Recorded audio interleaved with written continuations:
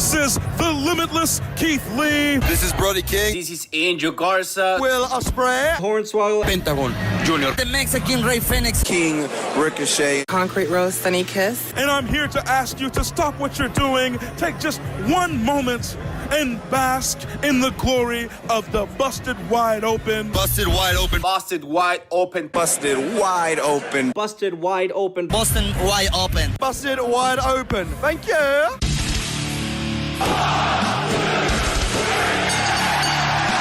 You're listening to the Busted Wide Open podcast, dropping the elbow on the hottest topics in sports entertainment and the world of professional wrestling. With your hosts, Nick Howell and Sir Ian Dangerous. Coming to you from the Orbital Jigsaw Network Arena in sunny Southern California.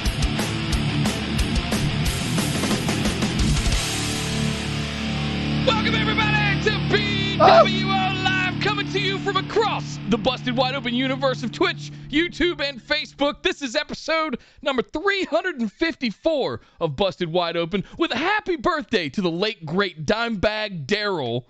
I am Nick Howell. And I'm not a big fan of Pepsi, but I do love a good pop. Oh!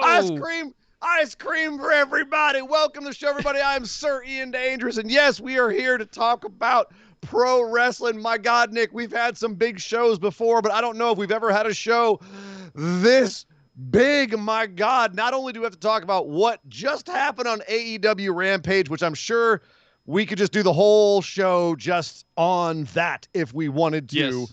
That's gonna, I mean, everything else on the show is just we're gonna do a 3-hour show. Screw it. We're gonna do a 3-hour show. It's gonna be absolutely show.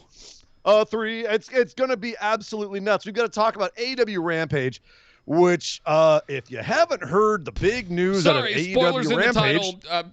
If you're here, you probably know. You've got to know. If you don't, how's the rock you live under? Exactly. And do you smell what it's cooking?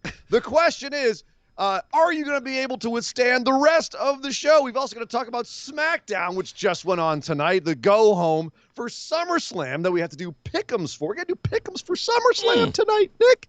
We've also got to talk about NXT, which went on early this week, and we have to do our pick'ems for TakeOver, which is this weekend on Sunday, the night after SummerSlam.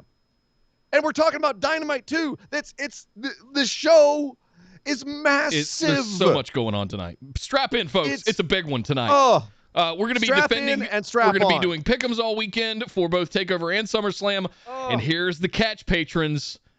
It's all in one form across both shows. That means your range of numbers expands, which means strategery time. It's time to make those picks very smartly, very strategically. So get ready. We're going to finalize it immediately after the show and send it out for everybody to get signed up and to get in there. You can still get in all up until 5 p.m. tomorrow will be the deadline for all picks to get in, 5 p.m. Eastern tomorrow. But head over to patreon.com/BWO to sign up. All you got to be in is that $5 monthly tier. Or if you're over on YouTube, you can hit that little join button underneath. All you got to be in is that $4.99 tier right there on YouTube. And you too can participate in our Pick'ems Championship. Could we call it a $5 tier? Yes, a $5 tier. It's going to be Gilligan's Island all night long, I swear to God.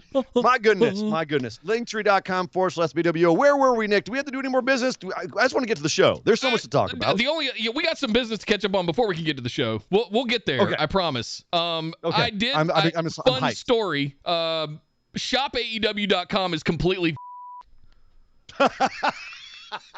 I attempted to buy 100 extra large CM Punk. I was there. Why would you do that?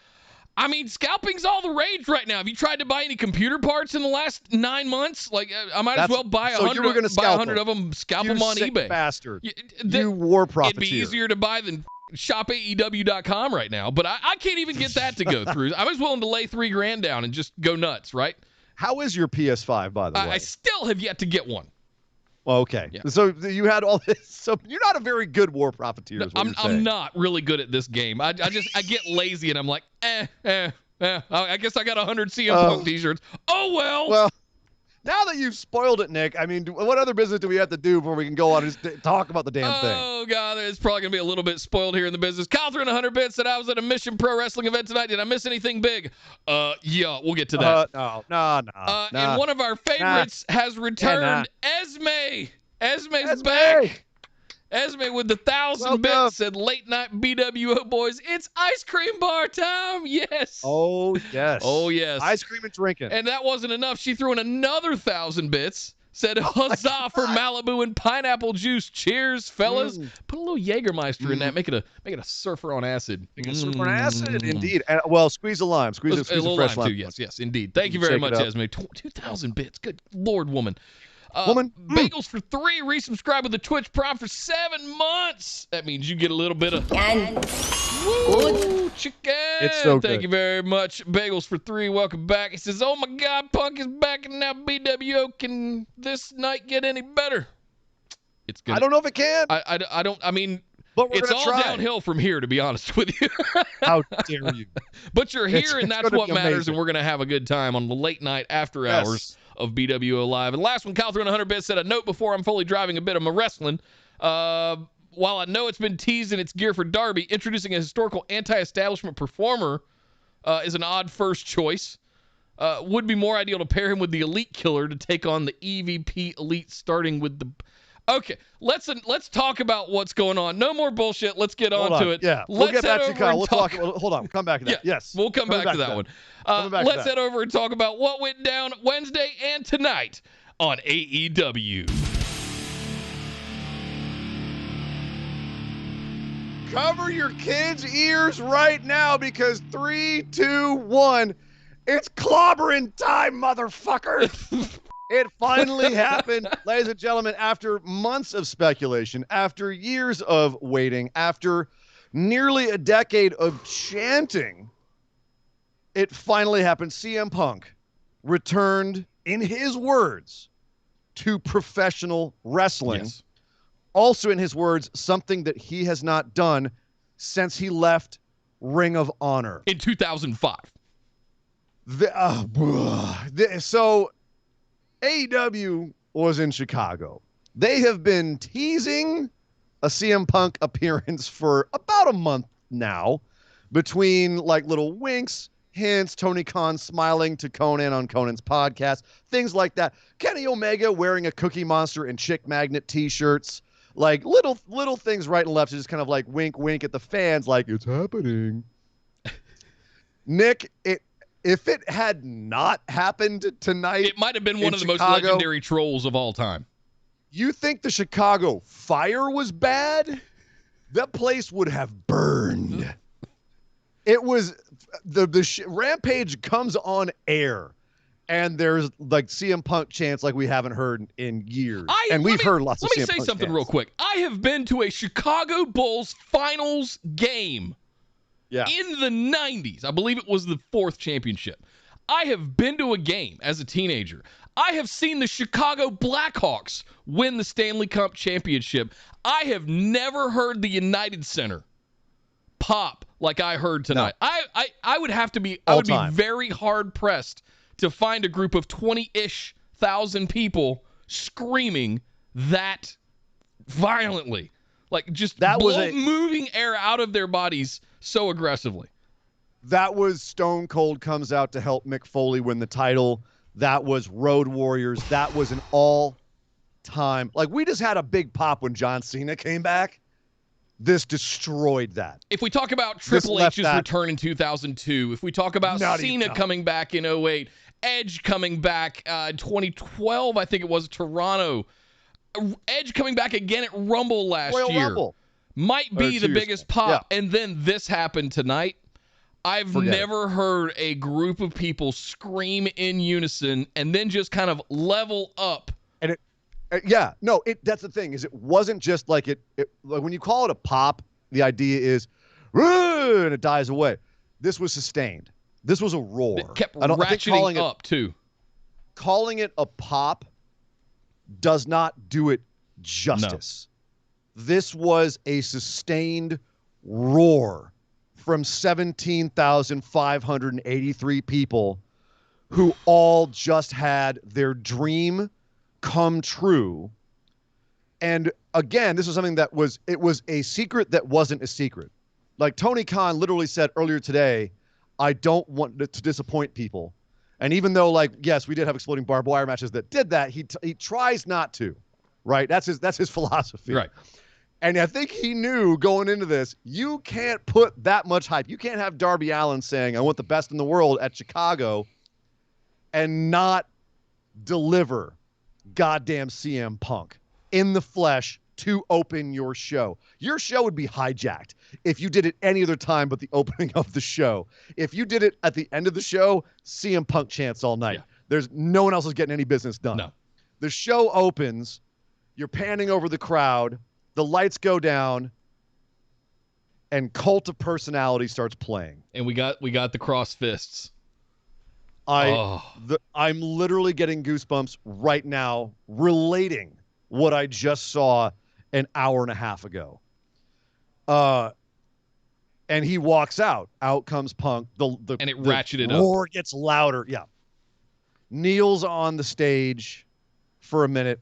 Tears in his eyes. We have images of grown men crying in the stands. Unbelievable pop. Unbelievable noise. Can't hear his music. It's so loud. He comes down the ramp. He's high-fiving people, hugging people, jumps into the crowd.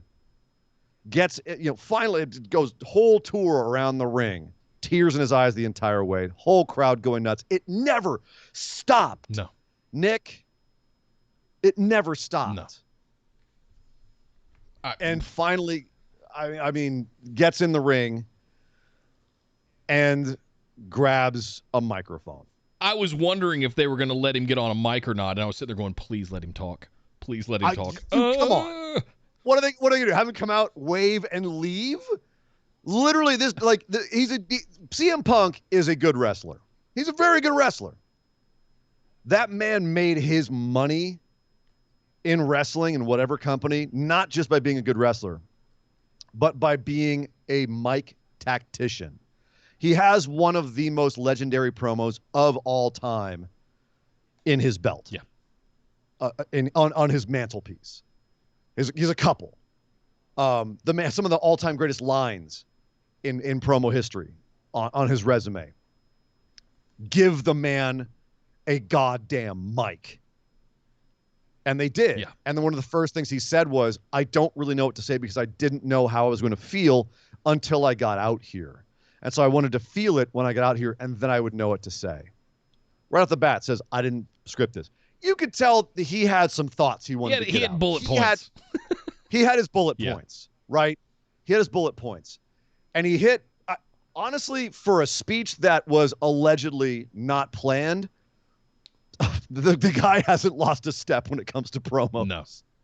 Holy shit. Hit everything that you could possibly have wanted him to hit and say after 7 years away from the business, and having gone through what he went through, what he's said that he went through working for WWE, which he referred to as the place that made me sick, and saying, I'm finally healthy, mentally, emotionally, physically. This is a guy who said he never wanted to come back to wrestling because WWE killed his love of pro wrestling. And he made a point never to actually directly say the letters WWE. We all knew what he was talking about, though. We did, and it was at times pointed. And this is something I want to come back to, Nick, because this is definitely going to be a talking point for especially with wrestling getting somewhat tribal again these days. Yeah. It's going to be a talking point. I want to point out he never actually said the letters, but he did say, I have returned to pro wrestling after 16 years. I have not been in pro wrestling since 2005. I cried when I left Ring of Honor because I knew I was leaving for a place where guys like me don't have a hard time. We're not going to be pro wrestling. No, essentially. So that's definitely a point that we're going to have to talk about, Nick.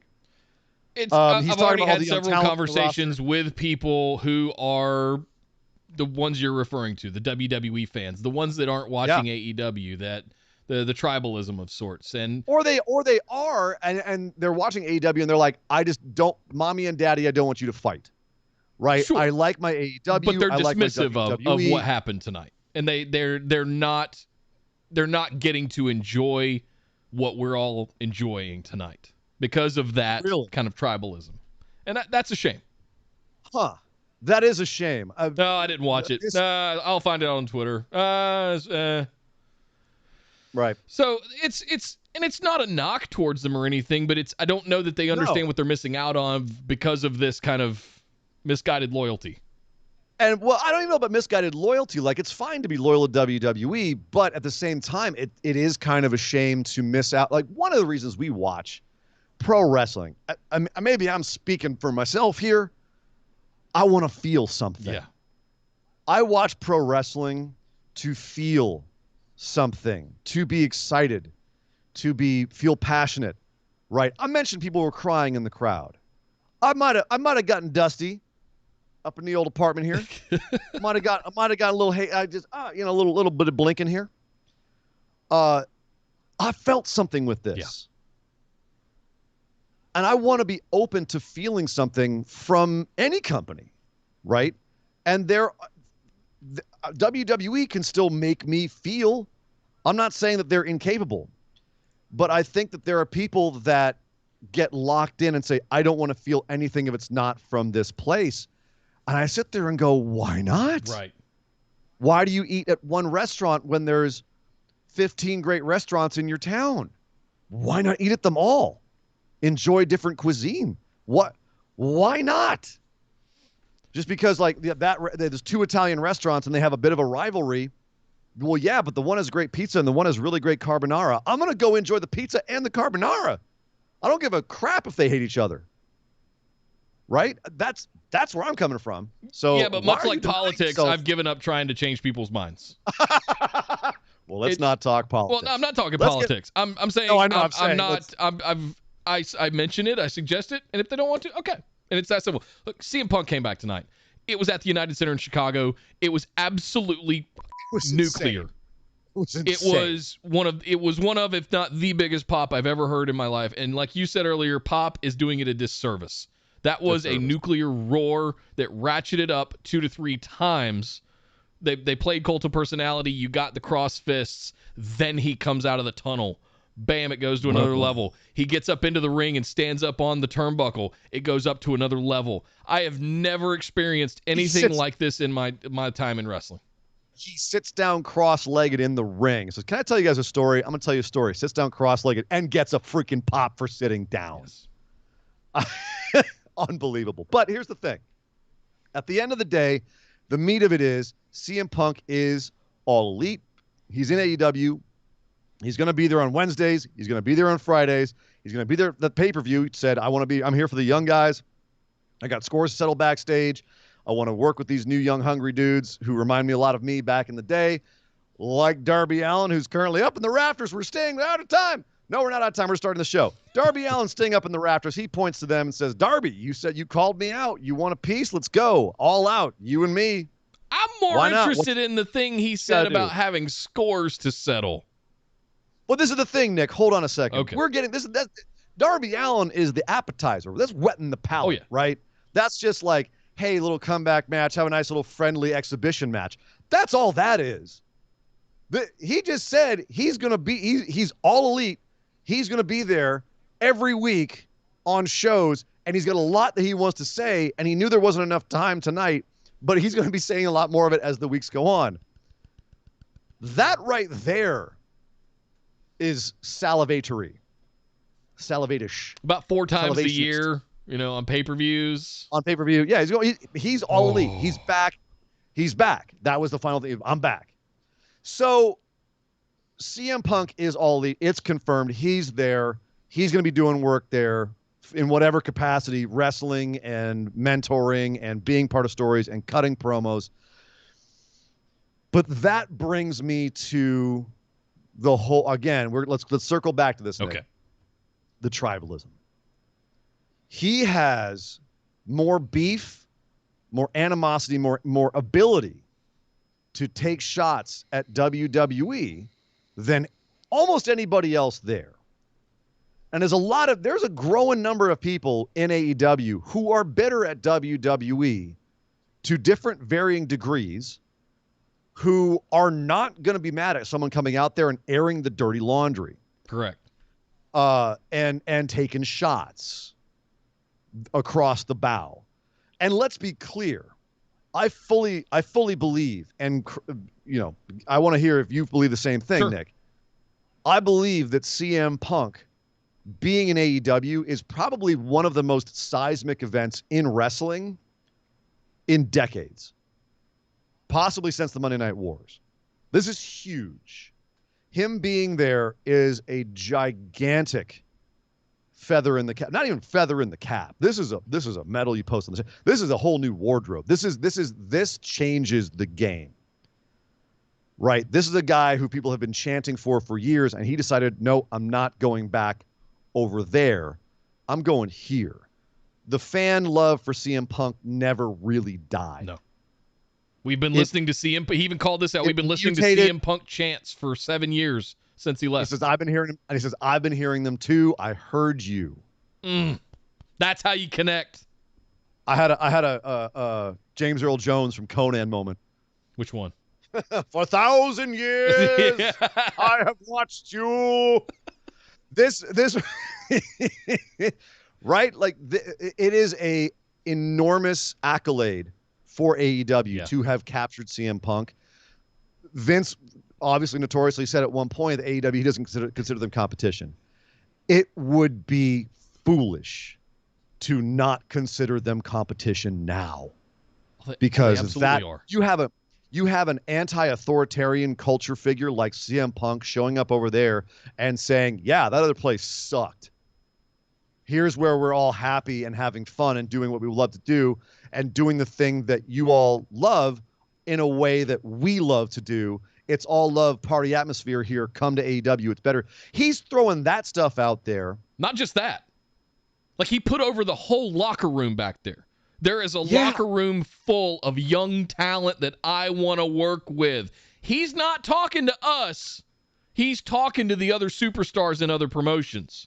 He's talking to a lot of people with this. I saw Bronson Reed online after this going like, Jesus Christ, I had my Samoa Joe match ripped from me. Now I want CM Punk. Right? Like, you're not kidding. Yeah. It was a message to everyone out there. It was the bat signal. Let's go. It was the bat signal. It was the Punk signal. And it was right. But that's the thing. If you are a diehard WWE fan, and once again, I want to say there's nothing wrong with that.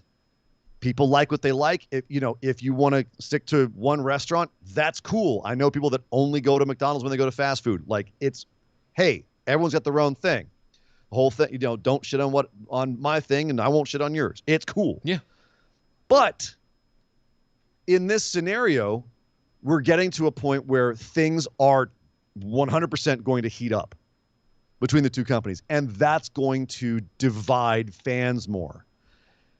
Is that a good thing? No. Okay. No. So is that the danger of CM Punk? Does he have to be careful that he doesn't become a lightning rod for that kind of divisiveness? I think if they're smart about it, they'll be inviting. They won't be combative. CM Punk has his own personal reasons to dislike the other three letters. And that's right. And he did a very good job of laying all of that out. I'm sure we've all heard the Cabana podcast from however many years ago. How are he and Cabana going to coexist? We'll talk about that. Because he pointed at the locker room and said he's got some scores to settle, and I went, yeah, boom, no, boom, boom, no. So, well, we could do a whole hour on the potential of that storyline right there alone by itself. I'm looking back there at Hager, We the People. Where's Ryback? He's got some shit to do. Listen, he's here to do business. He's here to be a professional wrestler again. He's here to settle scores, not get injured again. Come on, all man. right, that's fair. So my point is like I'm excited that not only he's not here to make an appearance, he's back to back to form. Yeah. And he looks great. He looks in hella good shape. He took that hoodie off, and you can tell under that tight T-shirt he's swole up, jacked under there. He apparently was doing work on heels, and they were saying on heels that he was still like in 100% ring shape. Like he's good to go. But to the point of the tribalism stuff, I don't want people to miss out. What I don't want is the FOMO to turn into negativity and dejected kind of missing out kind of stuff. Just watch all of it. It's okay. Don't miss out on moments like this in the history of professional wrestling just because of those sorts of things. That's all I would say. Some people aren't going to like it, and that's fine. I think we all collectively like CM Punk. It's kind of a general thing that we like that kind of anti-establishment figure that goes in against the authorities and all of that stuff. Not that that's really established in AEW in any way, but I think he does carry that air about him. He connects with the fan base. He has them eating out of the palm of his hand, even tonight, first time back in 7 years. The sky's the limit for where this could go, as far as I'm concerned. Like this is just the beginning. We are merely scratching the surface of where this could go. And September 5th, we've now booked the appetizer. That we've booked the starters at All Out with Darby Allin. Darby Allin versus CM Punk in a couple of weeks, guys. This was the bread and butter. This is the bread and butter. Appetizers are coming. Yeah. We're gonna we haven't even ordered drinks yet, right? This is the wine and bread course, or the water and bread course. Right. So this is the bottom line. Is like, I get it. If people from WWE are going to be salty about this, the WWE fans are going to be salty about this. Like, yeah, I get why. I just hope that, in the fanning of flames, it's more about, hey, come here, check out how good our stuff is, and not so much like, screw that place. Totally. You know what I'm saying? Totally. And let's make it about inclusivity and not about exclusivity. We had to know that him coming out, he was going to say some of those things. And he's going forward. There are going to be shots that he's going to take at the other place, and frankly, there's a lot of shots that he could take. But at the same time, all that's going to do is there are people that are never going to be on board with it, but there's people that might have come over there if they felt like, you can like both things and we're not going to insult you for liking the other thing. Yeah, right? Totally. So that's all I'm thinking of. So what are some, like, just real quick, we've got so much more show to go, and obviously, like I said, we could do this the entire freaking show. Right. Quickly, future possibilities for Punk. Some dream matches you want to see him have in AEW, and second, and this is like a little bit like addendum here, chances of AJ Lee coming to AEW. There's only one match I want to see right now, and I want to see him and Malachi Black in a program. Now. Now. Just all the nipple. It's going to tear through my shirt with the two of them. I just lost both nipples in a horrific mark-out explosion. Let's see. Yes. It would be interesting if they tried to recreate. So the TLDR of the Colt Cabana history is that CM Punk, when he left WWE, did a tell-all and basically a burned it all down kind of episode on Colt Cabana's podcast after WWE. For those that don't know. After that, WWE, or the doctor that he slandered, I'll say the nice way, on the podcast episode, came after both Punk for libel and Colt Cabana for his business as the host of the podcast. And Punk didn't back him up and kind of just let him have his own lawsuit. Twist. So there is some kind of and sued Colt, actually, and sued Colt too. So there is some fourth wall beef there. It'll be interesting to see how Colt's kind of in a goofy place in his gimmick right now with the Dark Order. I'm wondering how they would do that without Punk just completely dismantling Colt Cabana. You've been watching BTE. Dark Order's in a weird place right now, actually. They're a little rudderless right now. Well, but they're kind of getting a little dark too. Yeah. Pardon the pun. Yeah. But the bottom line is, I'm very curious where that is, where their relationship is, because Colt and Punk used to be like the best of friends. So I really do hope that they can patch things up and work things out. But Nick, we have, I mean, God, like I said, all night long we talk about this. I got to do some catching up. We got a hype train going, all this other stuff, Let's and then go. we can get into the rest of Rampage and Dynamite. Holy smokes, I'm having to scroll so much. Esme, resubscribe with a tier 1 for 7 months. You get some. Good. Thank you very much, Esme. Costanza resubscribe with a tier 2 for 13 months straight. Oh, you get so much chicken. Goodness, love to the BWF fam. The only thing that compares is Triple H returning at the Garden. Well, here's the thing. This was 17,000 people. The Garden, I believe, is about 50,000 people. It's a big place. What? It's a big place. Let me look it up. It's a lot more than 17,000 people. I've been in that place. And people that want to compare it to like the Hardys coming back at Mania, there were like 100,000 people there. There's 80,000. Of course it's going to be louder than 17,000 people in the tiny little United Center that's 40 years old. That's why I compared it to the Stone Cold coming out for Mick Foley, because that wasn't about a 17,000 person arena. Let's see. Loch Ness Monster tipped $3.50. $3.50. $3.50. Yes, sir. I have no idea. It's that goddamn Loch Ness Monster again. Thank you very much, Loch Ness Monster, for the $3.50. Killer B-Rye threw in 100 bits, said, Ian isn't wrong. This is bigger than Jericho's WWE debut. This is Scott Hall level. Yeah. Yeah, I'd say it's bigger than that, honestly. In terms of like seismic shift in wrestling, this is totally. This is going to be this has the potential. Obviously, history, obviously has yet to be written, but this has the potential to be, when we look back, one of the biggest moments in wrestling. Totally. Esme threw in 100 bits, said Colt Cabana versus CM Punk. Yes, you're picking up what I'm putting down, Esme, for sure. Josh Logan resubscribed with a Twitch Prime for 9 months. You too get some chicken. Yes. All the chicken's going out tonight. So much chicken. Thank you, Josh. Mel D threw in 100 bits, said CM Punk versus Malachi Black. Insert Homer Simpson drooling noise. That is the one. That is the one that we're waiting for. Thank you, Mel. Killer B-Ride with 100 bits said, I just watched Rampage with my friend who is a lapsed fan. He's now all elite. And chugged the can of Heady Topper I gave him. In all seriousness, Punk's return just brought back at least one lapsed fan. I'd say it brought back a lot. I suspect there's a lot. I've got 2 texting me as we speak who are watching. They just got home from work and they're watching the replay of it, and they're losing their goddamn collective minds. And they're lapsed fans. Let's see. Thank you, Killer B-Rye. Esme with 1,000 bits. God, woman. She said bits for Dog Ziggler. We have to buy Dog Ziggler a $10 toy now. Yes. From Esme. Well, actually, hold on a second. Continue the show, Nick. I'll be right back. I'll be right back. Or you be right back. Thank you very much, Esme. Kyle threw in 100 bits, said, to take the restaurant analogy, I enjoy all the restaurants. I just don't want the chief yelling at me when I'm eating my meal, or the chef yelling at me when I'm eating my meal about other restaurants I enjoy, fans or wrestlers. Punk's promo thankfully didn't feel it, even though he has the absolute right to napalm WWE. Yep. And wait and see. I mean, that chef might come back out and be like, man, screw the other Italian restaurant in the town. I hated that place. They make it the worst chicken piccata you ever had. Oh, and over here on YouTube, Jay Reyes threw in $2, said he actually showed up. Holy crap.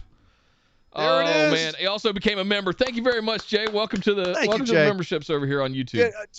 Did we owe Jay a thank you from the last show? We missed it at the very end. We did. I missed your call out at the end on Tuesday, Jay. I apologize. I don't. Thank you, brother. Thank you very much for it. I unfortunately I don't remember what the comment was, but I definitely saw that, and I commented to Ian after the show after we turned the stream off. I was like, oh damn it. I missed it. So I'm getting better. Much love, I'm getting better at this whole command center thing. It's literally 270 degrees of monitor display. So insane. I have one screen, and you've got the Starship Enterprise over Marshall threw in 100 bits, said, all is right in the world again. CM Punk, CM Punk, CM Punk. God, couldn't have said it better. Indeed. Couldn't have said it better. All right, quickly, I think we're good. When it comes to Dog Ziggler, people were saying I got to get him some new toys. I'm actually going to put out a little video about this. I do actually have a folding chair for him here. Little soft folding chair. Yes. A somewhat bedraggled, as he's been manhandled or dog handled at this point. Slightly manhandled Macho Man. God. He is missing an ear and most of his beard at this point.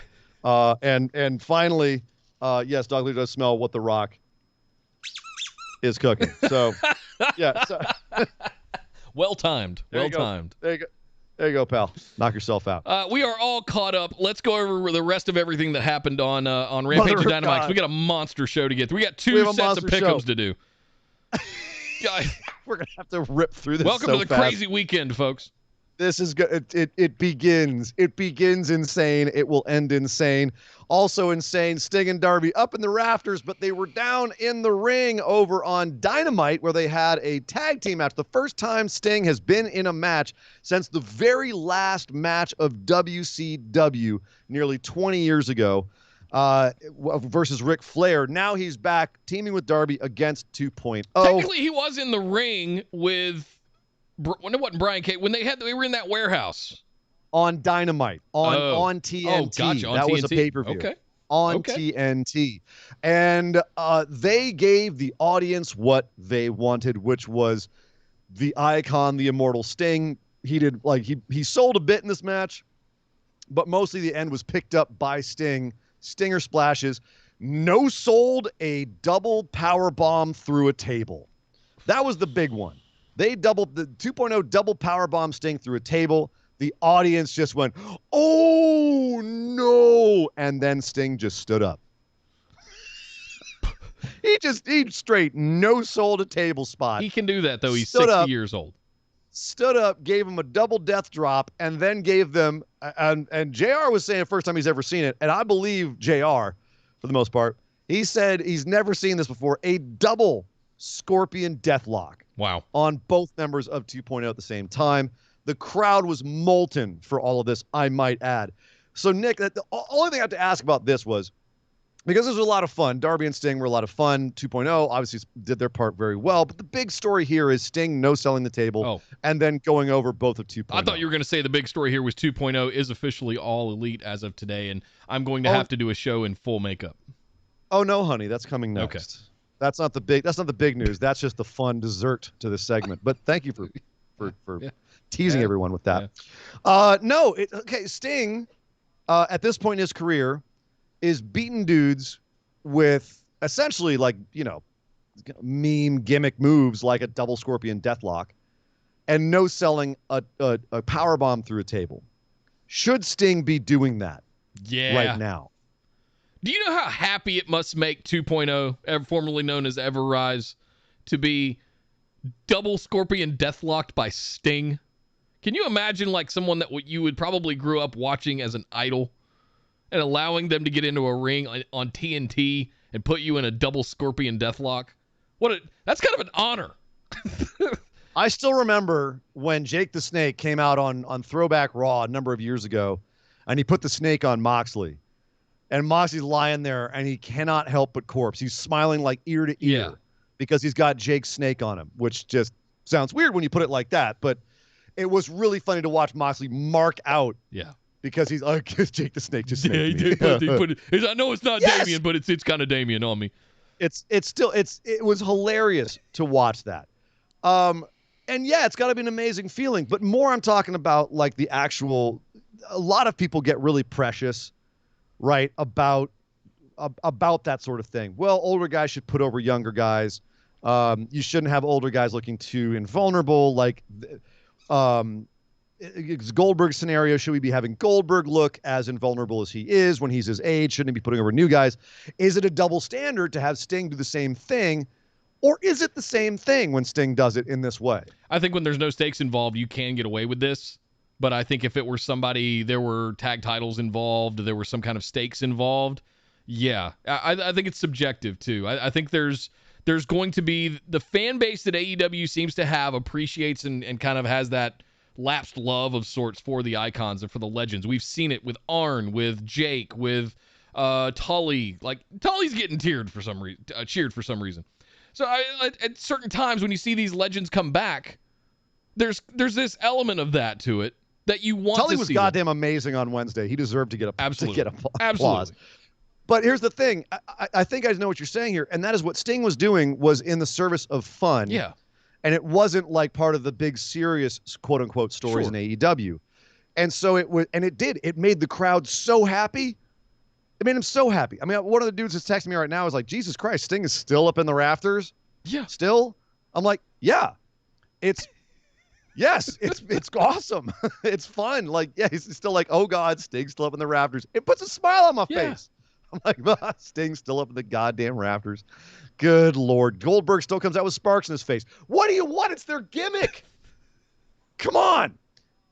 So yeah, and Sting doing this honestly felt like a really good time because it's something, as you said perfectly, you don't take this too seriously. It wasn't a big serious match. Now, if he did it in a big serious match, then I agree. I think we'd have to go like, that was a little much, right? But a crowd-pleasing match like this, right place, right time, right execution, made everyone happy. They go home happy. Whoop-de-doo. Yep. And the same thing on Rampage tonight, where the main event was Moxley versus Danny Garcia, which, Jesus Christ, the promos these guys had before this match were fantastic. Garcia and 2.0 give a really kind of basic, promo. We got to go for the big guys, make our name, whatever. Moxley, you want to taste? And Mark Henry goes, Moxley, what do you think about this? And Moxley goes, I'm pissed. This is ridiculous. These guys tried to take out my knee on Wednesday, which they did. He was, and he's like, I'm gonna kill these guys. Danny Garcia has about as much chance of winning as he has of getting me pregnant. It was one of the greatest lines I've heard in a long time. I lost my shit. I absolutely spat water when he said that. And he comes out looking all pissed off and just dismantles Danny Garcia. Yeah. Or just kills the kid. And then the 2.0 comes in for the beatdown, and you've got Sting and Darby come down for the save, and you've got Moxley, Kingston, Darby, and Sting posing in the ring afterwards like, yeah, we're the big heroes. And the crowd was happy. Speaking of the crowd, one thing. I think CM Punk blew him up. You know what's funny? We'll get to that because I actually want to talk about the match that happened right after CM Punk came out. That's a little bit later. That's a little bit further down. We got to rock through all this though really quickly here. Yep. But before we get to that about the crowd, when are you going to wear the makeup, pal? Now that 2.0 is officially All Elite. When is your official makeup day? I guess it would have to be a Friday show since it is related to AEW. So how about how about I just surprise you guys? That's perfect. How about I just surprise you? Yeah. You won't One know. day Nick will show up in full makeup. You just got to be here. Yeah, he's got to be here. Be here for when Nick shows up in full makeup because Ian won this bet. I'll put it this way. I don't do things small. Hello. I go all in. Hello. Oh, hello. So you're not going to want to miss that. Yeah. Esther is over the moon excited about this, by the way. Oh, I'm sure. Nick, I didn't make this bet for me. I made this bet for Esther. Let's do some catching up, sir, and then let's move on to the next big news here. Yes, Kyle through 100 bits said, Ian, you need to buy that new Lily doll and give it to Dog Ziggler so you can both take out your raw frustrations in a symbolic item to a tug-of-war between you two. Kyle, good idea. Had thought about that the way I bought the Roman Reigns doll back in the day. Abraham, you're welcome. Yep. But the problem there is that they're actually monitoring. There's a report that they're monitoring merch sales over this weekend of the Lily doll to see how much longer they run with this gimmick. So I will get a Lily doll when it's on clearance. Yeah, and the but gimmick's I'm not over. getting one right now. When the gimmick's over, and then we can all have a nice little symbolic Dog Ziggler destruction of it together. Yeah. But not right now. I'll get one and take it out back and set it on fire. There you go. I'll have an Inferno match on my wood stove. Little Southern barbecue before you head out. Another 100 bits said 2.0 losing isn't as much of a problem so much as no selling a table spot given his back injury history. Love 2.0 getting this opportunity and basically doing the same thing they were doing on NXT, but getting a much better reaction because of who they are in the ring with. I think that's the important thing. Personally, I say let Darby kill 2.0, a weapon, and then have Sting come up after a bit of a sell and then do the exact same ending. There's overthinking this. Sell. Like, just don't try too hard. Just have fun with it. There's an art to the no sell. Yeah. And I think that this was an excellently executed one. Yeah. It's not one you want to do all the time. Definitely can be something that is, I don't want to say dangerous to the whole thing, but it definitely can be misused. I didn't have a problem with this. It's fine. And I'm going to agree with Bubba Ray Dudley, who also didn't have a problem with it, and he's the master of the table spot, and he would be pissed, I would imagine, most times people didn't sell a table spot, and he was like, "No, this is how you use it. This is how you do it." So, yeah, he gets a pass from me. Yep. It's fine. We're caught up. Oh, fantastic, because we got to talk about Chris Jericho. who had his 5th and final labor against MJF in the main event of Dynamite this week. I have a question right there. Before you go further. Oh. Why was I misunderstood. I misunderstood that there would be the 5 labors and then he got the MJF match. Why did we do MJF as the 5th labor and not have the MJF match at All Out? We've so been over this, dude. We've been over this. I know, but I'm mad about it. I want to talk about it. Why? Why are you mad about it? It was an excellently executed story, and where they left this match, I think, leaves them room to so basically in this match, Chris Jericho is not allowed to use the Judas effect. He's not allowed to play Judas when he comes out, which is fine because apparently the crowd knew they were given all the words. The AEW tweeted them out. People were holding up signs. Somehow, I mean, if you've ever been to a wrestling crowd, you know it's really hard to even get a chant at the same time. They sounded great. This was genuinely impressive. Singing Judas. Very impressive. They were able to nail that song pretty well. Chris Jericho could not help but smile ear to ear, and I don't blame him. I was smiling. Me too. With him.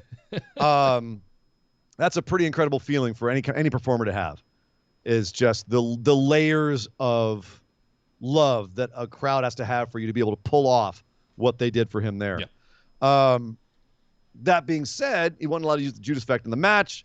MJF targeting his injured arm the entire match. At the end, has MJF dead to rights after a bat shot, after MJF gets caught with the ring.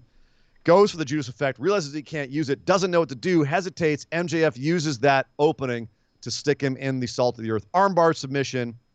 And after a nice little struggle, Chris Jericho taps out and loses the 5th labor of Jericho. So you asked, Nick, why do this now? Why have MJF be number 5? And really, I wouldn't have wanted this to go any longer. As it was, I felt like they didn't really make this as epic as it could have been. I felt like they faltered in the 4th one specifically. I liked how, it seemed like it was going in an interesting direction, and I feel like it should not have gone on any longer. They blew their wad at the beginning with Nick Gage. They should have saved him as the final boss. I don't even know about the final boss, but they should have had the 4th position should have been someone that tore Jericho's heart out to beat. Right? Like, this needed to be more of an emotional journey, and it wasn't. It was just a physical journey. Like, Jericho was supposedly beat down by the end, but I don't know if they even sold that well. No. I think that it was a fairly well-told story, but I'm very excited and very happy that the ending of this was Jericho losing. That was 100% the right decision. Something we've said before, Nick, is that when they go to these individual matches, these individual feuds, after Inner Circle has won these big matches to start all this thing off, you've got to have Pinnacle win. Yeah. You have to have Pinnacle come out on top with this. So this was the right decision. Yep. And we now can have fallout from this. I hope Jericho doesn't come back and try to get a win over MJF, at least not for a while. I'm hoping this is going to be something that where Chris Jericho has to regroup or something, or steps away from the ring for a second and goes on tour with Fozzy, which he's going to do in September. So yeah, great. He loses, have him step away. MJF gets the whole rub. Tons of heat. Great. I thought this was the right decision. Totally. And I think you could have gotten away with 3 labors had you cut 2 of them out. I think 5 was the perfect number. I think they had the sweet spot. They just needed to have. I think 4 shouldn't have been Wardlow. It should have been someone close to Jericho. Like, bring in Lance Storm. Bring in someone that has a history with Jericho that would actually hurt him to face. Right. Something like that. Something with a bit more story to it. But again, nitpicking. At the end of the day, they finished this where it is the right way, even though the crowd there was pissed. They were pissed. MJF is nuclear right now. I love it. Yeah. So a bunch more stuff on Rampage and Dynamite we're going to rip through here. One quick thing, Nick, you talked earlier about some big spots. The Young Bucks had a match with Jurassic Express on Dynamite. They end up beating Jurassic Express with the help from the Super Elite. Just too many guys, too many people. It's the big evil faction. And then Christian comes out for the save for the beatdown afterwards. He eats a one-winged angel from Kenny Omega. But we did learn after the fact that Christian and Kenny is now in a cage, I believe. Am I crazy when I say that? Yeah, they're my notes here. I don't remember. I don't remember that either, but it should be. But we also found out that we're having an eliminator tournament for the number one contendership to the Young Bucks after they beat Jurassic Express. Jurassic Express still in that tournament. It's them versus Private Party. We saw the Jurassic Express versus Private Party on Rampage tonight, which was a great little match. We also have Lucha Brothers versus Varsity Blondes. One of the four will be going to All Out to face the Bucks.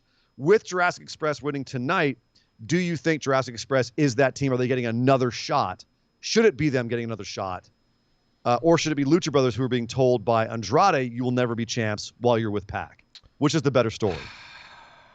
I think the better story is that they do win the tournament, but they can't finish, and the Bucks retain, and then Andrade gets to gloat and rub it in their face a little bit.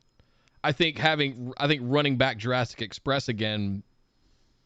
The story there is Jungle Boy. When's he gonna get? I mean, right now we're enraptured in the Kenny Omega and potentially future Hangman Page storyline. Inserting Jungle Boy into there is just kind of, it feels weird. Even though he got these title shot and everything, I think that's the bigger story than Jurassic Express versus the Bucks.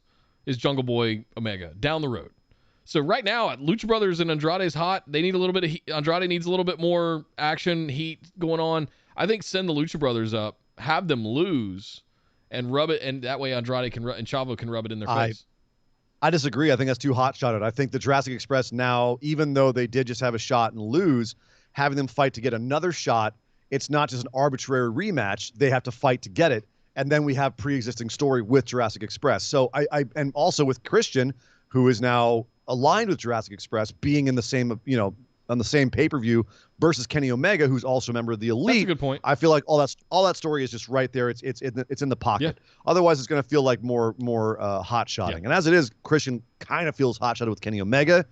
I think they allayed a lot of that by having him beat Kenny Omega on Rampage last week. Now it feels like a freaking feud. So, I think Jurassic Express is the right call. And that brings me back actually to a point you made earlier, Nick, about the crowd. This was the match, Jurassic Express versus Private Party, that followed CM Punk. And poor Private Party came out to crickets. That crowd was fried. Yeah. Fried. You know what, though? By the end of the match, on fire again. That's just how it works. They had to catch their breath. They weren't really dead. These guys got them completely back in to this match. And one of the reasons was, Nick, I think it's time to debut this. What a maneuver. The what a maneuver moment. Yeah. Yes. Mr. Jenkins, it is your time. Super Canadian Destroyer, Mother of God. What in the world? Isaiah Cassidy does a Super Canadian Destroyer on Jungle Boy, who's on he's on the shoulders of I don't know if I forget if it was Mark Quinn or if it was on actually Luchasaurus, but it's on a guy's shoulders, and he does a Super Canadian Destroyer on him. Absurd. Insane. We've seen the Young Bucks and Lucha Brothers do something like that before, but it's still a bananas move. Here's the problem. Jungle Boy kicked out. So that brings me to the question. With a maneuver like this, which Canadian Destroyer is impressive just, on the mat, but then doing it off of someone's shoulders, it looks nuts. Should a maneuver like that is so visually impressive, looks so devastating, should that be a kick-outable maneuver, or does it diminish the whole thing? And if you want to get really purist about it, wrestling as a whole, by having someone be able to, two count, I'm out. What do you think? I think if the one-winged angel is the most protected move in wrestling right now, it's basically a kind of a, I don't know, it's kind of a driver of sorts. It's a power bomb, effectively. If you look at something like a destroyer, there's crazy amounts of torque on it. If you're looking at the mechanics of something, it's obviously going to do more damage than something like a one-winged angel would. I don't know. It's nitpicky. Should they have saved this? Should they have brought this out until they were ready to go over someone? I think so. I think they should have saved something like this. This should have been a match ender. Yeah. Like, it's a really cool move, but that ends a match, dude. Don't shoot your wad middle of the match. Come on, You're now. also giving fodder to the tribalists that are saying, oh, it's just a bunch of spot monkey stuff. Flippy shit. Shit, spot monkey stuff. And while there's some merit to that, I just, it's just a bad call to bring this out when that's not gonna end the match.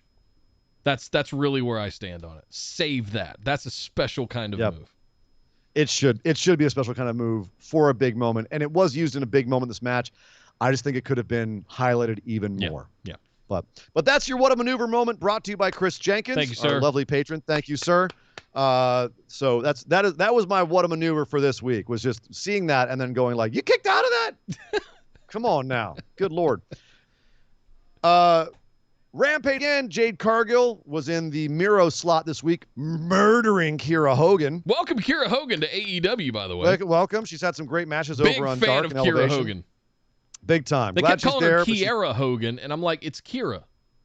It could be either. Where's Kiera coming from? I don't know. I don't know. Mustafa Ali. But it was a quick squash. It was what it was. Jade Cargill still looking like an absolute monster. At least she got some TV time, showing herself off to all of the lapsed fans on this show. Back on Dynamite, Dan Lambert came out and very eloquently tore a new asshole to AEW. Although this time he wasn't alone. He brought Andrei Arlovsky, who was the dude who scared me probably the most in MMA for a while there because of his vampire teeth and just his general look. Terrifying. Not so terrifying anymore. Still wouldn't want to meet him in a dark alley. No. I also brought Junior Dos Santos, who is a bad man. So he brought some backup. Didn't stop Lance Archer from coming out trying to pick a fight. But Archer didn't even get to the ring. Scorpio Sky and Ethan Page jumped him from behind. Are we seeing... Wait a minute. Are Ethan Page and Scorpio Sky aligned with Dan Lambert?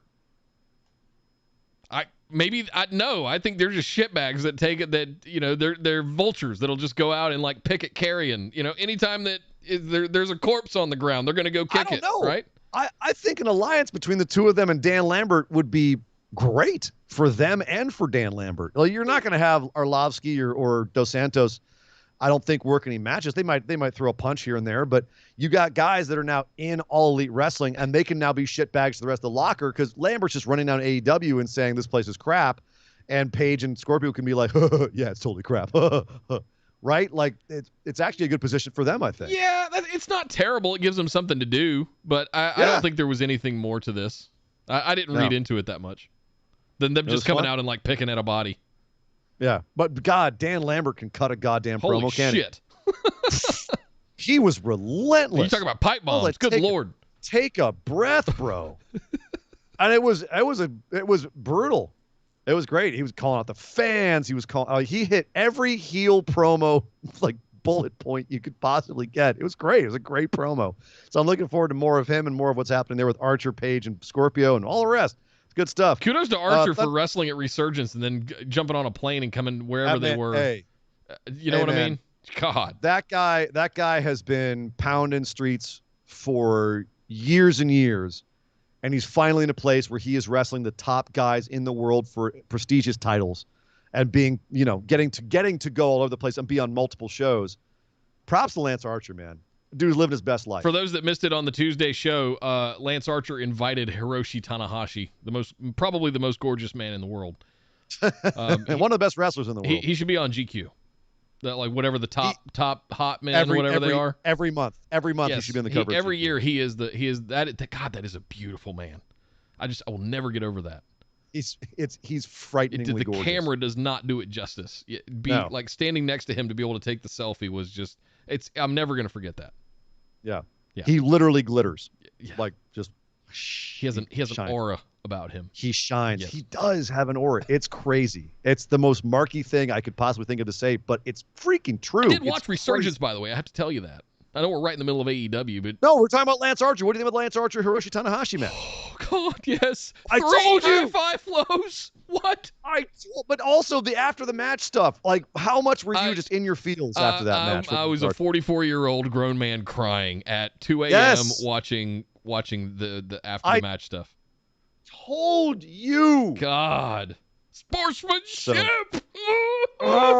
Really good too.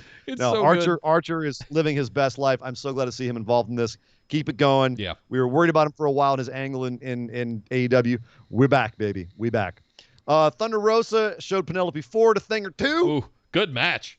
Hard-hitting nice little match. This one. Yeah, well, and honestly, Thunder looked like a beast. That crowd was hot for Thunder. Texas crowd. Yeah. She's El Paso, I think, is where she's from.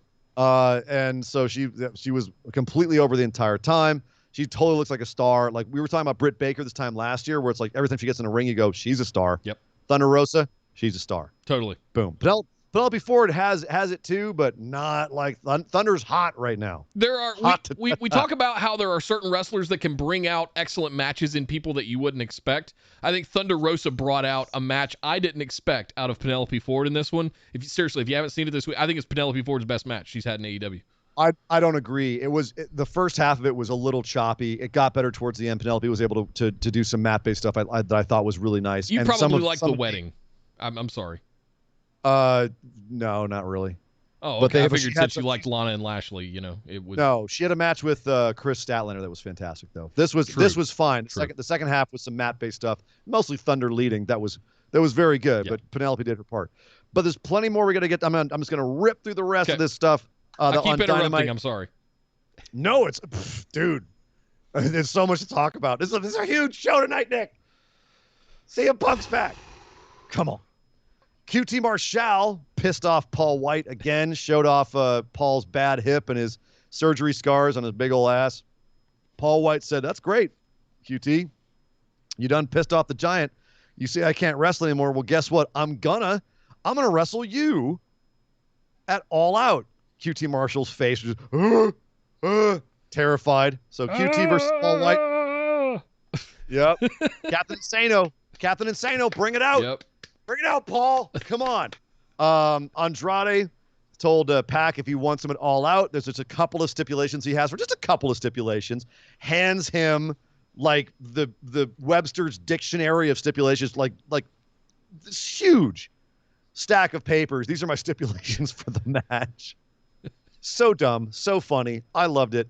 Again, he threatened the Lucha Brothers saying, "You'll never be tag champs while you're with this guy." Malachi Black has a match next week. Brock, Arn Anderson's son, not Lesnar, Brock Anderson, apparently has challenged Malachi Black and said, "I'm going to do this for my dad," who Malachi kicked the face off of when he first showed up. Arn said, I don't think you should do this, son. And Brock says, "It's not up to you anymore, Dad. It's up to me. I'm going to go be a man." You going to go die, Brock. Brock, no. You're going to go die. No. Beautiful, tragic story of a son trying to avenge his dad. Yeah. And dying. And the dad be like, no. Sell the F out of this. I want Arn at ringside crying, "Please don't kill my son," as he executes him with the black mass kick. Brock's down on his knees, just bleeding, like blood sport style, just staggered. And he's like pleading with him, "Watch this, Arn." And yes, make a movie out of this.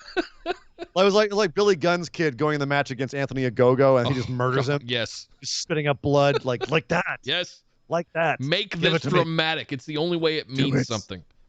Miro said, Fuego del Sol, I do not forgive him because he got what he was supposed to get, what he was going to get if he won. He didn't win. He still got it. What a little bitch. Whatever. I don't have to worry about him anymore. But no one's challenging me, so I got to challenge people instead because I serve God in the day and I serve my beautiful wife at night. I service my beautiful wife at night. Miro killing it again on the promo. He called out Eddie Kingston. Miro versus Eddie Kingston. Nick, put it in my eye holes. Sorry, I couldn't say it while I was full of vape. Put it in my eye holes. It's hard to say put it in my eye holes when your lungs are full of metal. Full of metal, yeah. Yes. Ricky Starks came out and said, "Brian Cage, come on, let's do a face-to-face. Where are you, you coward? Oh, right, you're in the back getting beat up by Will Hobbs." Except Brian Cage overpowers Will Hobbs and starts coming for Starks. So Starks and Taz and Hook all just, they stay like, "Forget it, we're done." They take off. Jamie Hayter versus Red Velvet's going to be next week. She cut a little promo with Britt Baker saying, "If you don't know who I am, you're going to find out when I beat the crap out of Red Velvet next week." Hell yeah. That's going to be a good match. Awesome. She was just sitting there with her arms crossed, flexing her guns the entire time. It's great. And finally, obviously, we saw Moxley tonight in action. But he cut a promo on Wednesday that was phenomenal. Again, he ran down everybody. He dissed Christian. He dissed Hangman Page. He dissed Omega. He had words for everybody. Put everyone on notice. I was the champ during the toughest time we've ever had in this sport. it's tough to be on top, and I'm gonna show Danny Garcia how tough it is. You don't want this, Danny Garcia. You don't want this smoke, and he didn't. But he said, I've got something for everybody. So Moxley is still saying, I'm at the top of the game. Who wants some? To which I say, get it, Moxley. Get it. Moxley versus CM Punk, Nick? It's a good time to be a wrestling fan, ladies and gentlemen, because we got plenty more to talk about. We've also got to go over and discuss WWE's Friday Night Smackdown.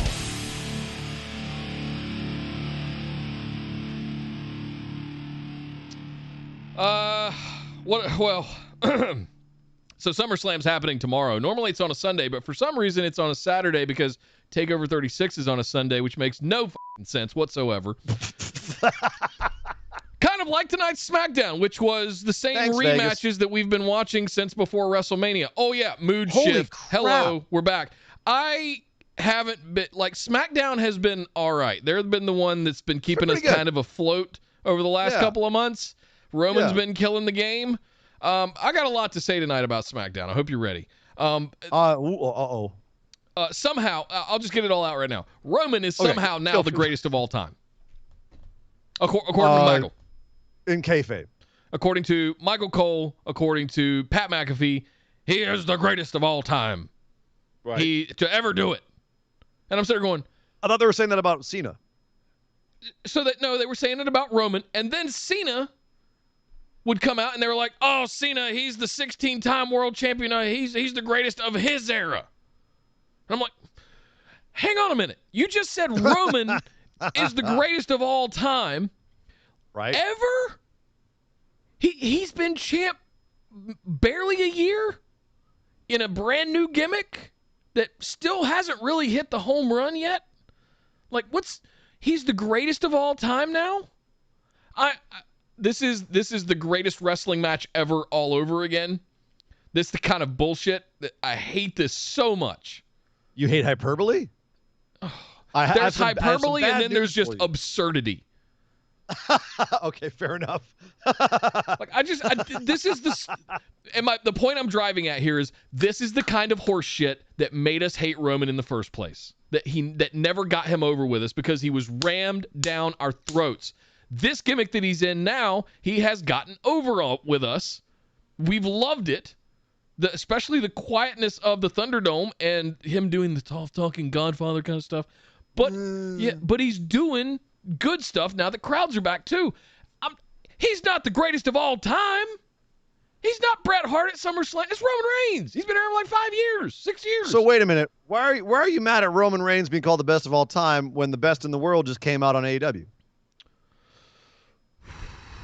It's one thing for people to have their own kind of self-aggrandization. It's another thing for the commentary to ram it down our throats repeatedly over and over and over again at the beginning of the show and at the end of the show. And all night as they were promoting it 27 times that the biggest SummerSlam match ever happens tomorrow night. That's a big match. They're not wrong. It's a big match. Yeah, it's a damn big match. I don't. And they made it bigger. Roman came out and said, Cena says some dumb stuff to me. They're both in the ring at the end of the show, Roman and Cena, having a face-off, having a promo off. Definitely not their most fire one, I wouldn't say, but they both got their shots in. It was fine. It's fine. But the meat and potatoes of it, because we don't have a whole lot of time on the show to run down all the things they said to each other. Cena says, all I have to do is beat you 1, 2, 3, and I'm a record 17-time champ. You have to just not screw up. You have to be perfect. Yeah. And Roman said, you know what? I'm not going to let you play me.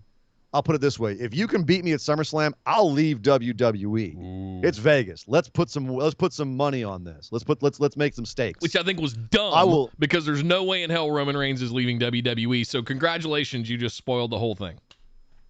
Thanks, Roman. Well, I mean, it's wrestling. He could leave WWE and then just come back later and be like, well, I'm back. Right? Is there any inkling in your body that says that there's any snowball's hell in chance? Snowball chance in hell. There you go. That John Cena beats Roman Reigns tomorrow night?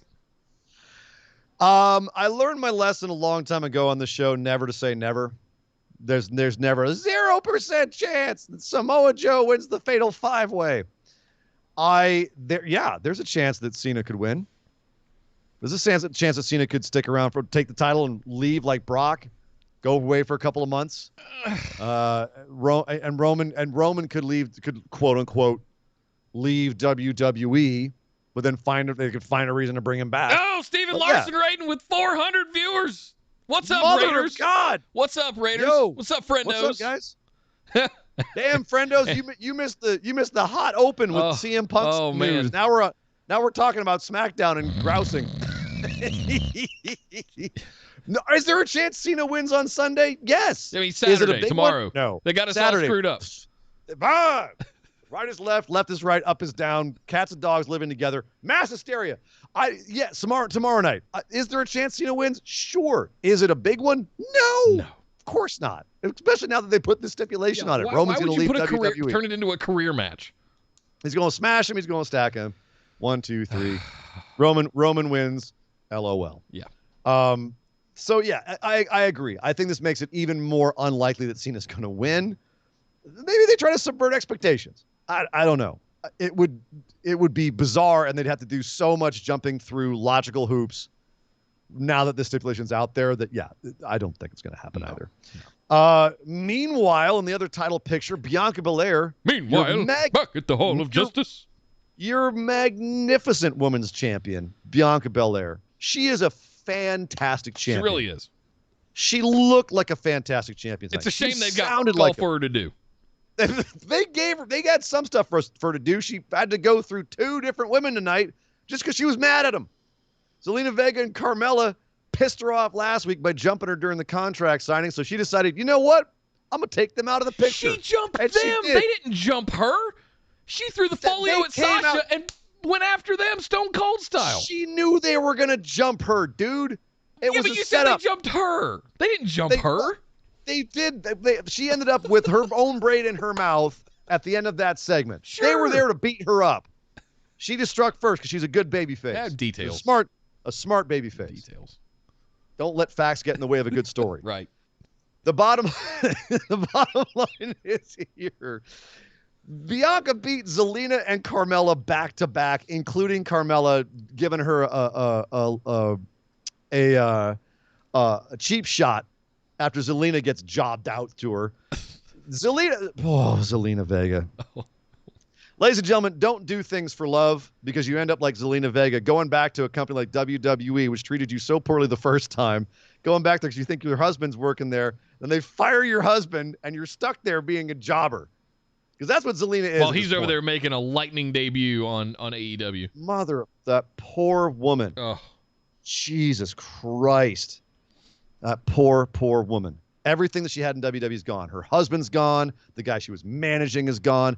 She looks fantastic. She's still able. She's a killer promo. And what do? Job her out. They wonder why they've got no one in the women's division. Because you just had your champ run through 2 women back to back. And fine, here's the thing. It made Bianca look fantastic. Yeah. But you got no one else. Yeah. When she and Sasha are done on Sunday, unless Sasha wins, what else is Bianca going to do? Toni Storm? Who? Liv Morgan? Who? They haven't been on TV? Crazy. Madness. Madness. Let me catch up a little bit real quick before we get too far behind. Let's do this. Back to AEW. Catherine 100 bits said Dan Lambert. I don't know if making the real fighters pointing out how wrestling looks is the best idea. I know AEW loves to be meta, but best to leave that. It was fine. I was reading too much into it. Yeah, I didn't see that aspect of it either. And besides, they didn't get physical. No. You know what I mean? Yeah. I threw in another 100 bits said regarding Roman and Cena. They're trying to do the Carney false pump-up hype. They're trying to make Cena versus Roman's lack of build feel like it's Ilja and Walter, which feels like a big deal because they earned it. You can't say this is a clash of the Titans when you haven't given us a reason to believe it. Yeah, they cut a couple of salty promos on each other, and now all of a sudden it's the most important SummerSlam match of all time. Roman Reigns is the greatest wrestler of all time. How is this not a big match? It is a big match. It's Roman Reigns he's main evented 5 WrestleManias now, 6. He's been the face of the company for the last 6+ years, and whether or not we liked it or not at the time, he has been one of the biggest guys, if not the biggest guy in WWE 4 years now. Before him, it was John Cena. This is absolutely a clash of titans, relatively speaking, in WWE. I don't see how this isn't a big match. If they want to be hyperbolic about it, knock yourselves out, guys. Make it sound like a big deal, because it is. Is it as big of a deal as they're making out? No, it's wrestling. Of course not. It's carny. Is it carny bullshit? Yes. It's always going to be the greatest wrestling match of all time. It's SEO. They're doing it for SEO. Fine. They're going to call it some stupid bullshit. Was it still a good match? Yes. Is it still Edge and Randy Orton? Yes. Is this still Roman and Cena? Yes. Is it a big deal? Absolutely. Yeah. Cena could win his 17th and finally get out of Ric Flair's shadow. So if they want to say it's the best of his era versus the best of all time, knock yourselves out. It's a big freaking match. It is.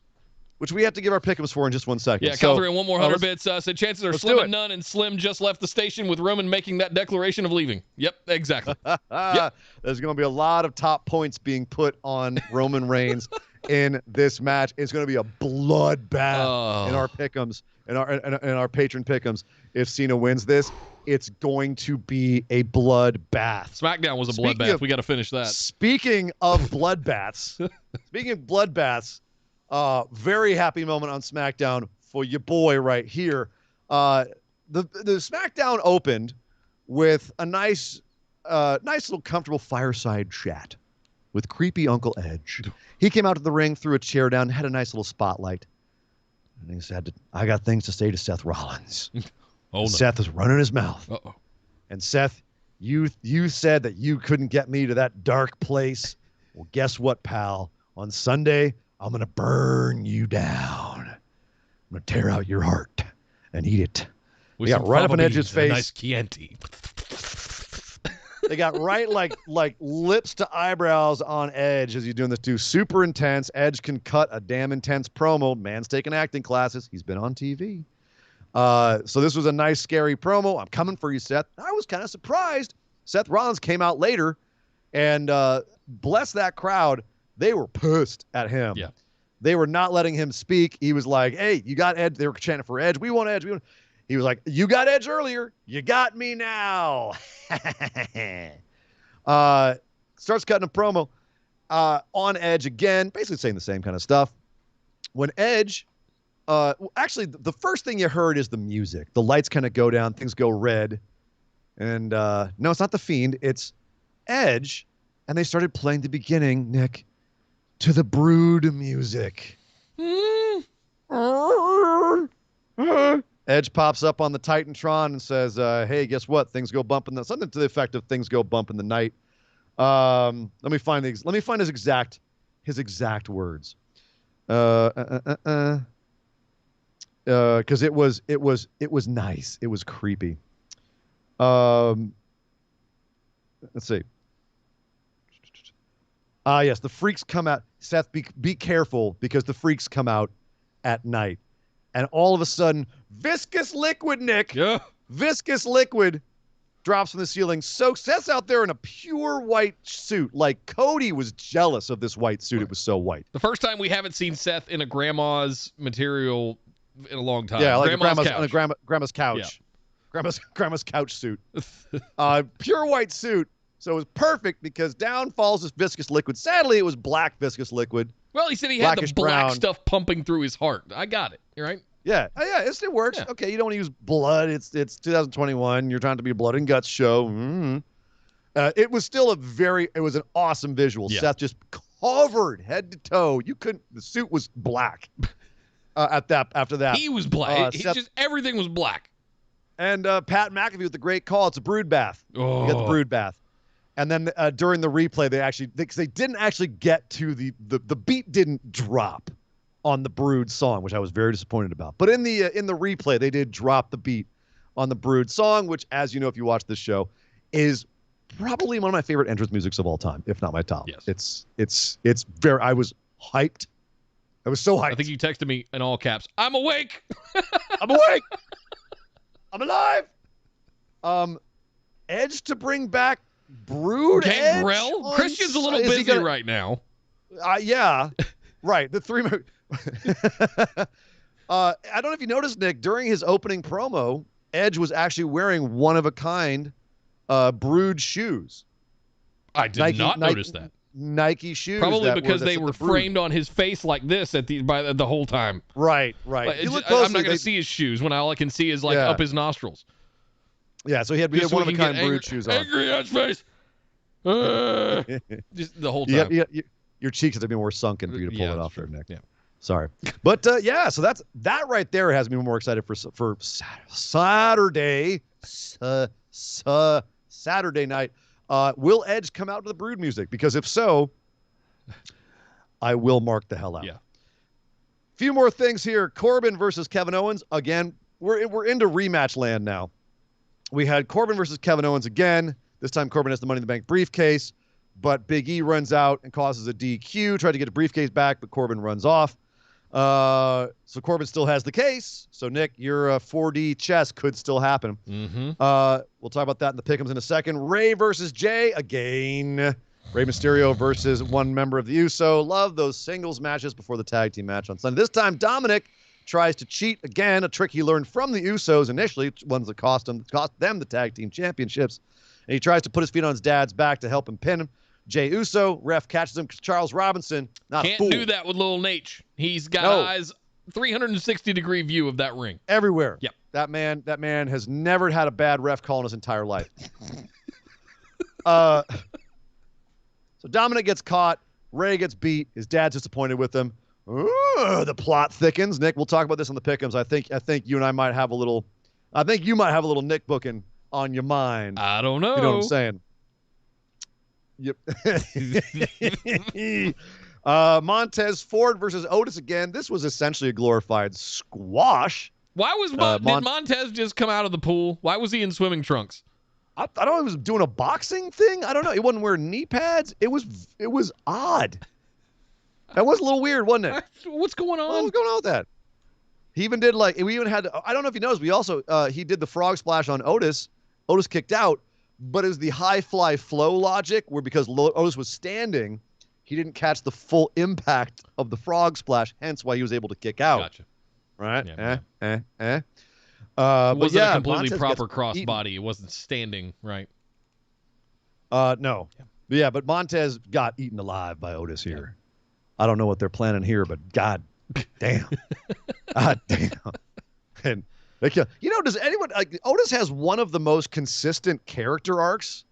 Like the whole Mandy thing was like a really clean story, and then he kind of got cut loose for a bit and was drifting, and then like the story's consistent. Gable gets a hold of him, brainwashes him, and turns him into a monster.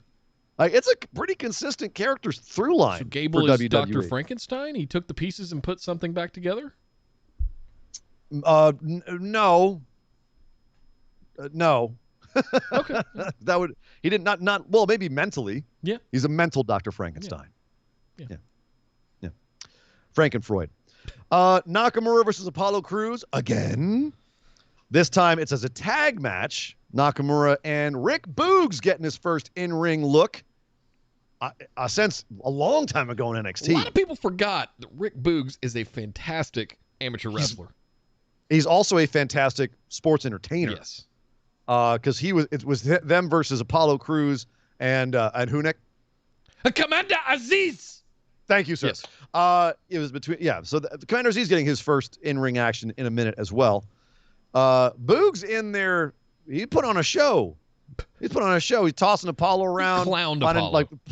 Clowned him. Yo, you picked the perfect word. Clowned Apollo. Let's put this in Apollo perspective. got his ass beat. Apollo Crews, in this who match. has lived God knows how many years as the all-star of catering, got to debut a new gimmick as a Nigerian prince. Hey, man. Full heel turn, right? Okay. He comes out with Dabakato, who was from Raw Underground, who's this big dude that we were like, oh, my God, he looks like a giant. And we're all excited, like, oh, my God. He's getting to do all this stuff with Big E, and he's having this big gimmick and all this kind of stuff.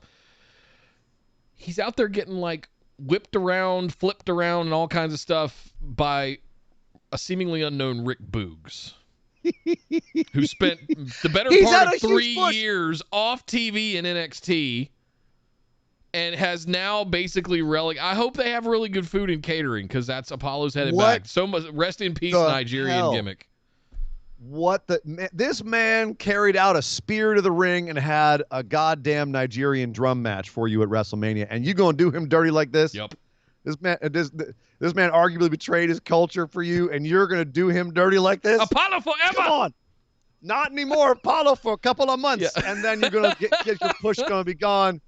Thank you for playing Apollo Crews. He was killing that gimmick too. Like he threw it. He went all in on that.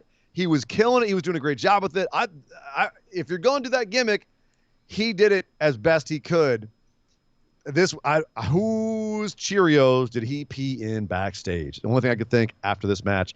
Happy to see Boogs get some love, though. I'd love to see Boogs versus Dabba-Kato. Put that in my eye holes, please. Those two big guys. Yes, please. Really? Yes.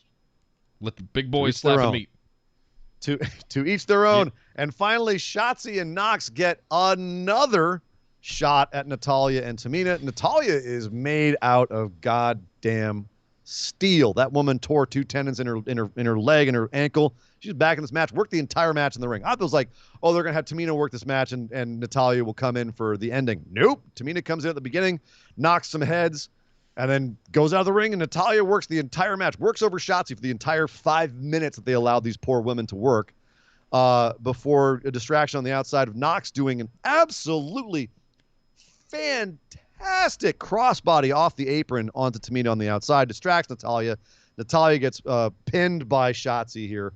So now after 3 other matches where some combination of them, of Shotzi and Nox beat some combination of Natalya and Tamina, finally, they're going to get a title shot, supposedly, Natalya and Tamina. Okay. Yeah. Right. Maybe on the pre-show tomorrow night. Hopefully they get more than 5 minutes because, all 4 of these women can work, especially like Shotzi and Nox Natalya. They're really, really good. Like you saw their work in NXT. Shotzi and Tegan Nox are really good wrestlers. Yep. Give them more than 5 goddamn minutes. Well, I think that's all Natty and Tamina can do, For crying out loud. But that being said, Nick, you mentioned SummerSlam. It's that time. We're going to put it on the line and give our SummerSlam pick'em.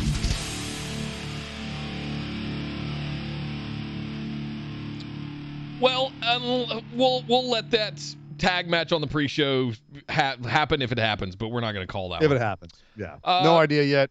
If they can't be ours to let us know if they're having the match, right. We can't be ours to pick it. Right. Alexa Bliss versus Eva Marie. Oh, Jesus God, I forgot this was happening. In a will Doudrop destroy Lily match.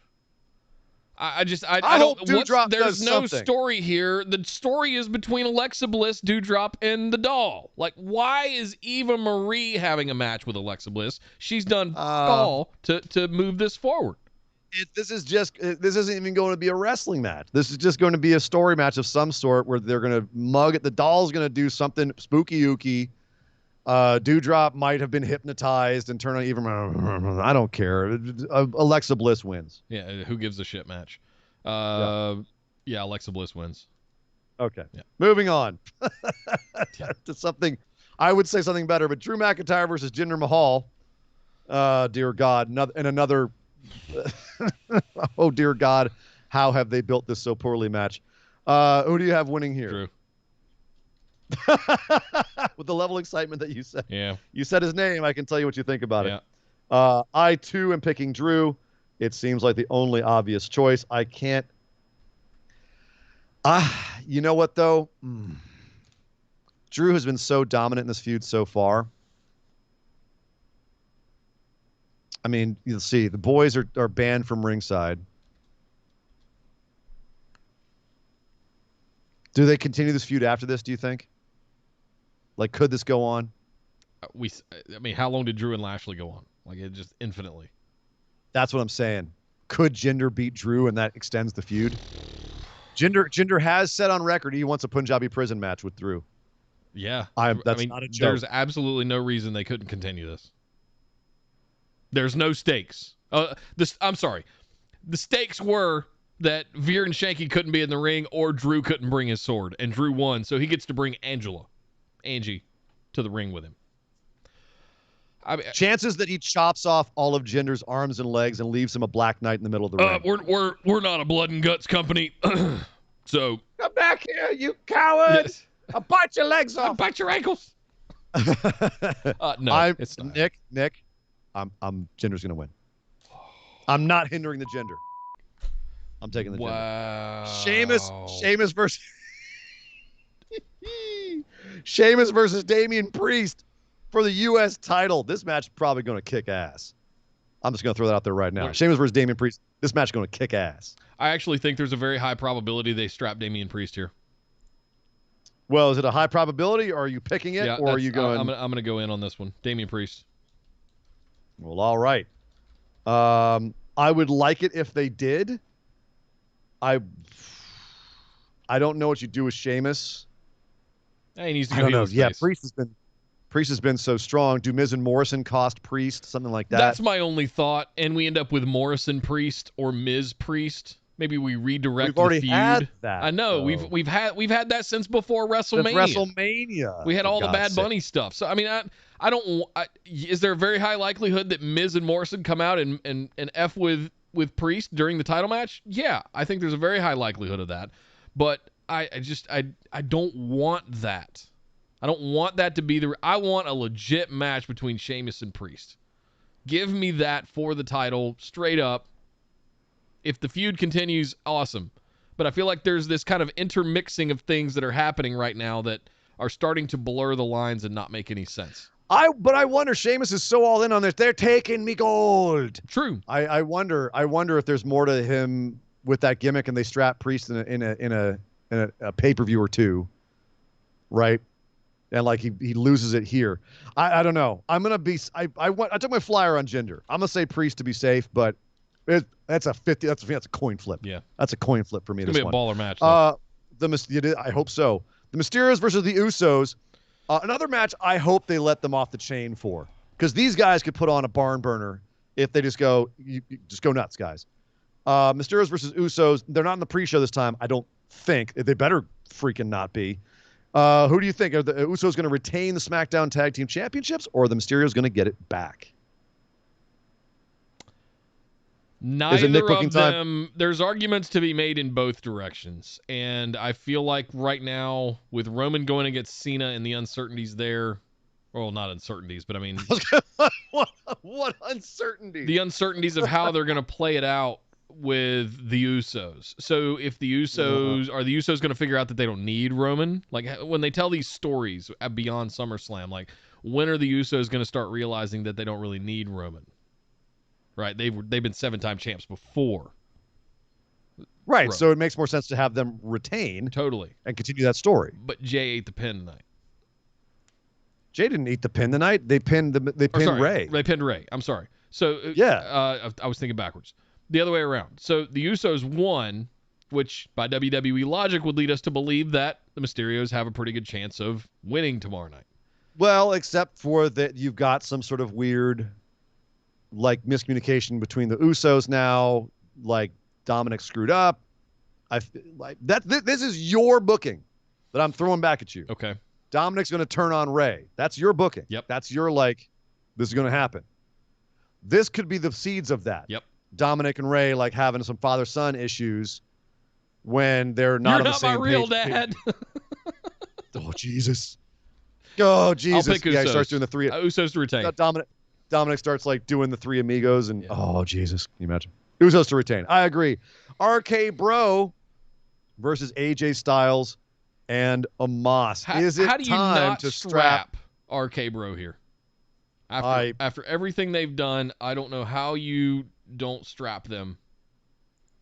It just nothing would.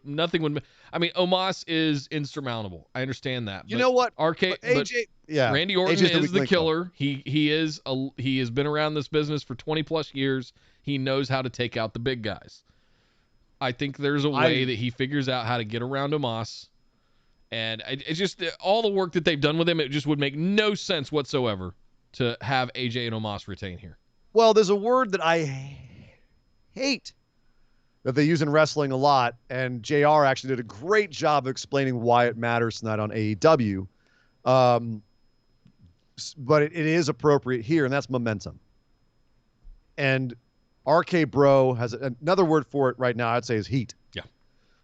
You got a lot of fire under RK Bro. The crowd is hot for them. Their storyline is perfect right now for them to win the championships and then have like the whole odd couple, can they coexist thing in a good way. Yeah. Going forward. Strap RK Bro. I agree with you. If they don't strap them here, then what even are you doing? Exactly. Strap RK Bro. Yeah. Edge versus Seth Rollins. Does Edge take out the Architect, or does Seth break Edge's neck? This is tough because I do think Seth would be a fantastic next run-up for the Universal Championship at some point in the near future. So I don't know if you can do that if he can't get past Edge. I think you crater Seth Rollins here. Edge will be fine. I think you crater Seth Rollins here. Also, Randy's back now. Are we going to run Edge back with Randy Orton? Don't they still have some different beef? brands? Different brands. I know that, but I mean, like, but I feel like Seth has to win here, or his whole gimmick is kind of meh. See, I disagree. I think Edge has to win here, given that he's just gone to the dark place. And you can have 2 or 3 matches and have Seth win the feud, but have Edge win the first big match. Yeah, that's fair. That's my thought. But are you picking Seth, or are you sticking with Seth, or are you gonna? Or did I change your mind? You kind of changed my mind there a little bit, because I do think they'll continue to run this one, because it's too good not to. This is good. To me, this is the sleeper match of the whole show tomorrow night. 100%. I think this match is going to steal the entire show. 100%. God. Yeah, I mean, since he broke out the brood bath, it's almost a no-brainer. Yeah, Edge. All right. Well, you use a lot of brain for a no-brainer. We have to use a lot more brain for this one. Nikki ASH versus Charlotte Flair versus Rhea Ripley. What is going to happen with this monstrosity of a feud? I'll just say right now, I think Nikki's retaining. If she doesn't retain this championship after them going out on a limb with her and not giving her any goddamn merch for her new gimmick and having her lose multiple times as the champion without losing her belt, if you have her lose her belt here, take her out behind the Amway Center and put a bullet in her head, because she's DOA. Yeah. Just let her go. Don't even put her in catering. Just like a lame horse out in the back in the field, get a shotgun, 2 shells in the back of the dome. It's done. You've got to strap her. Like I said, where's my we've gavel? talked about this on the show. Because I'm afraid I've got some bad Nick. news for you. Okay, thanks, Wade. Nikki's not winning. Okay, who's winning then? It's a coin flip between Charlotte and Rhea. That's the feud they want. Anybody but Nikki. Is it going to be Charlotte? Nikki or got her Rhea? cash in. She had her month or so, 2 months of being the champ. That's it. So who do they put it on? Does Charlotte get it back after having it for 15 minutes? Does Rhea get it back after just losing it to Charlotte? Clean? What's happening here, Nick? You tell me. I think the story is that Charlotte gets it back. Rhea has to chase. I like Rhea chasing better than her being the champ. She's certainly been more entertaining as a babyface chaser than as a tweener, whatever the hell that was, champ. Smiley champ. Balor-esque Balor Club champ. She wasn't even smiling. She was smirking. Cocky. I'm kind of an asshole, but I'm also kind of a face. Yeah. Bianca Belair versus Sasha Banks.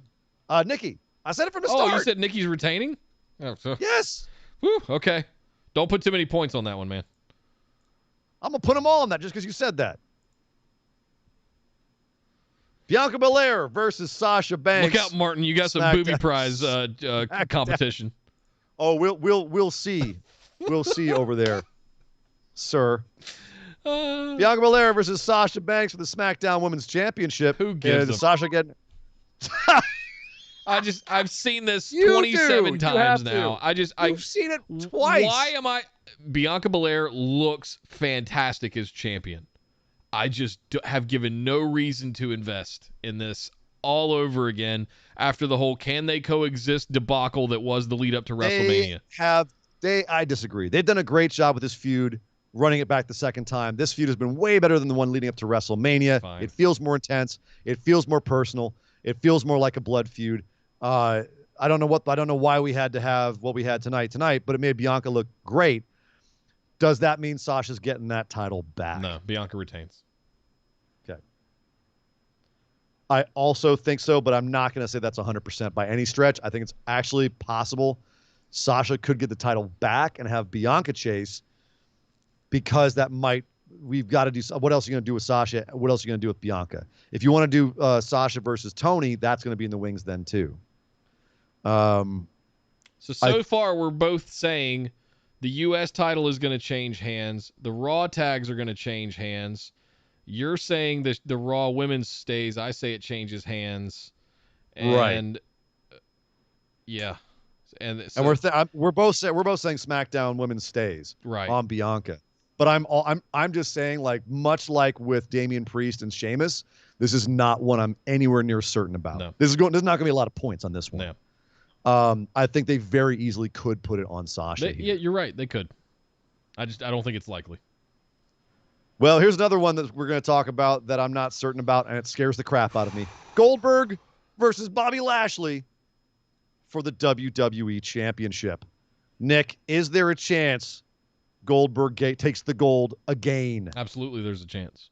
And anybody that thinks differently is mental. We not paying attention. Crown Jewels in 2 months. They want their Goldberg. They want their legends. Does Goldberg hold it and lose it at Crown Jewel just so that they can have the big entrance with him as champion? Yeah, it's very, very possible. It's very possible. And he does. I mean, he's got 2 more matches on his contract. And here's the other thing. Contracts can be renegotiated. Yeah. They can be like, hey, here's another $100,000 for another match. So he could absolutely become champ. But will he? This is what you're here to do. I am picking Lashley to retain. Okay. So you're going with hope and justice and righteousness is what you're saying. Yeah. I am as well. Good. I am also going to be on the side of the Angels for this one. Yeah, if Goldberg wins, there's going to be trouble. There's going to be trouble. Yeah. Roman Reigns versus John Cena Universal Championship. Nick, we're back where we were talking about this one. Is there a chance Cena takes that title and leaves and blows Roman a kiss on his way out of the building?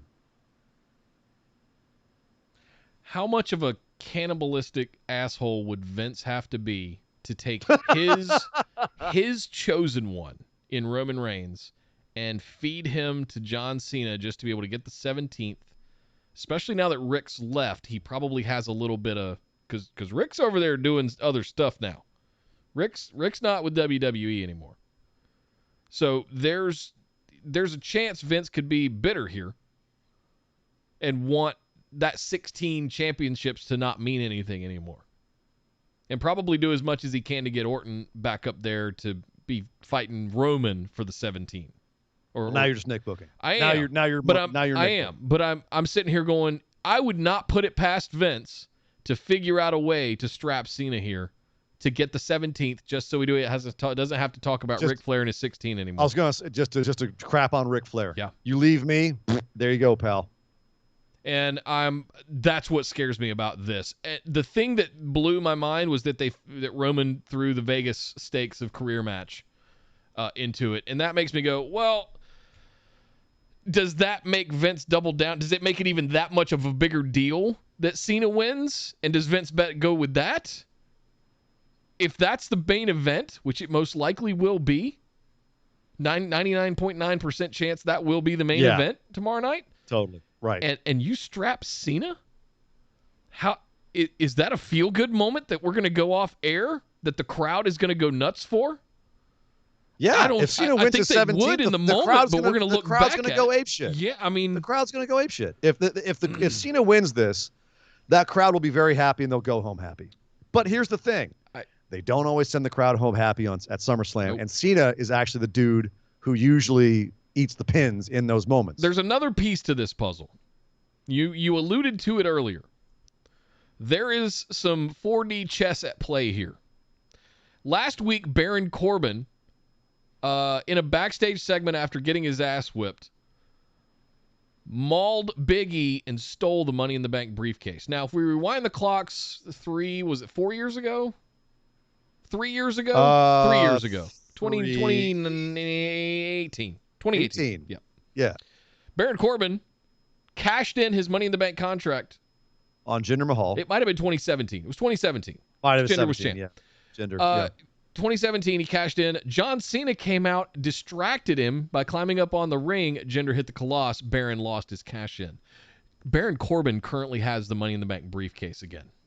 He could attempt to cash in at some point in this match and cost Cena the championship as a little get back. Which would be a beautiful callback. That would be great. That would be a nice callback to history. What if he actually attempts to cash it in on Roman after Cena beats him down and somehow he's the champ after this whole angle?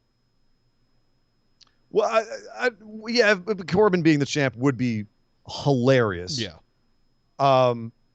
The bottom line, and that would be a way for Roman to not leave WWE. Technically, Roman didn't lose, right?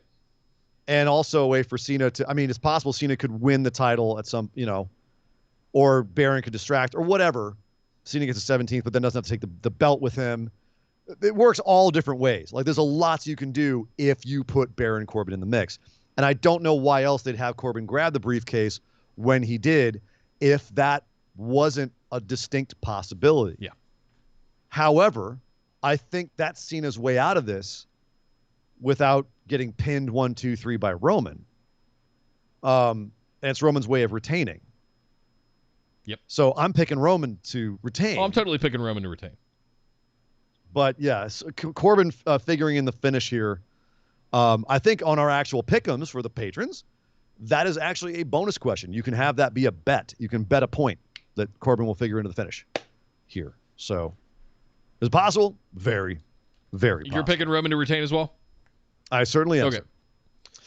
But that is it for SummerSlam Pick'ems. My goodness, but we're not done, Nick, because coming up on Sunday is another pay-per-view. And before we talk about that, of course, we have to talk about the show that it's emanating from. And that show would, of course, be NXT.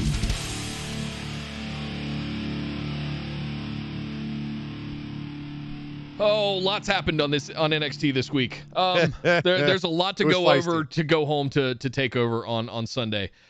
We had Walter coming out and getting involved in the MSK versus Imperium match, who also brought out Ilja Dragunov, who for some reason ended up having a match with Roderick Strong, which was what was this? Roderick Strong and what's remaining, the tattered remains of Diamond Mine, come out and say, open challenge time. Who wants to fight Roderick Strong since Kushida is out? We can't have the Cruiserweight Championship match. And out comes Ilja Dragunov, who comes in, has a nice little, very hard-hitting match with Roderick Strong. Roderick Strong, by the way, low-key, one of the nastiest choppers in the world. If you remember Daniel Bryan in the Greatest Royal Rumble with him.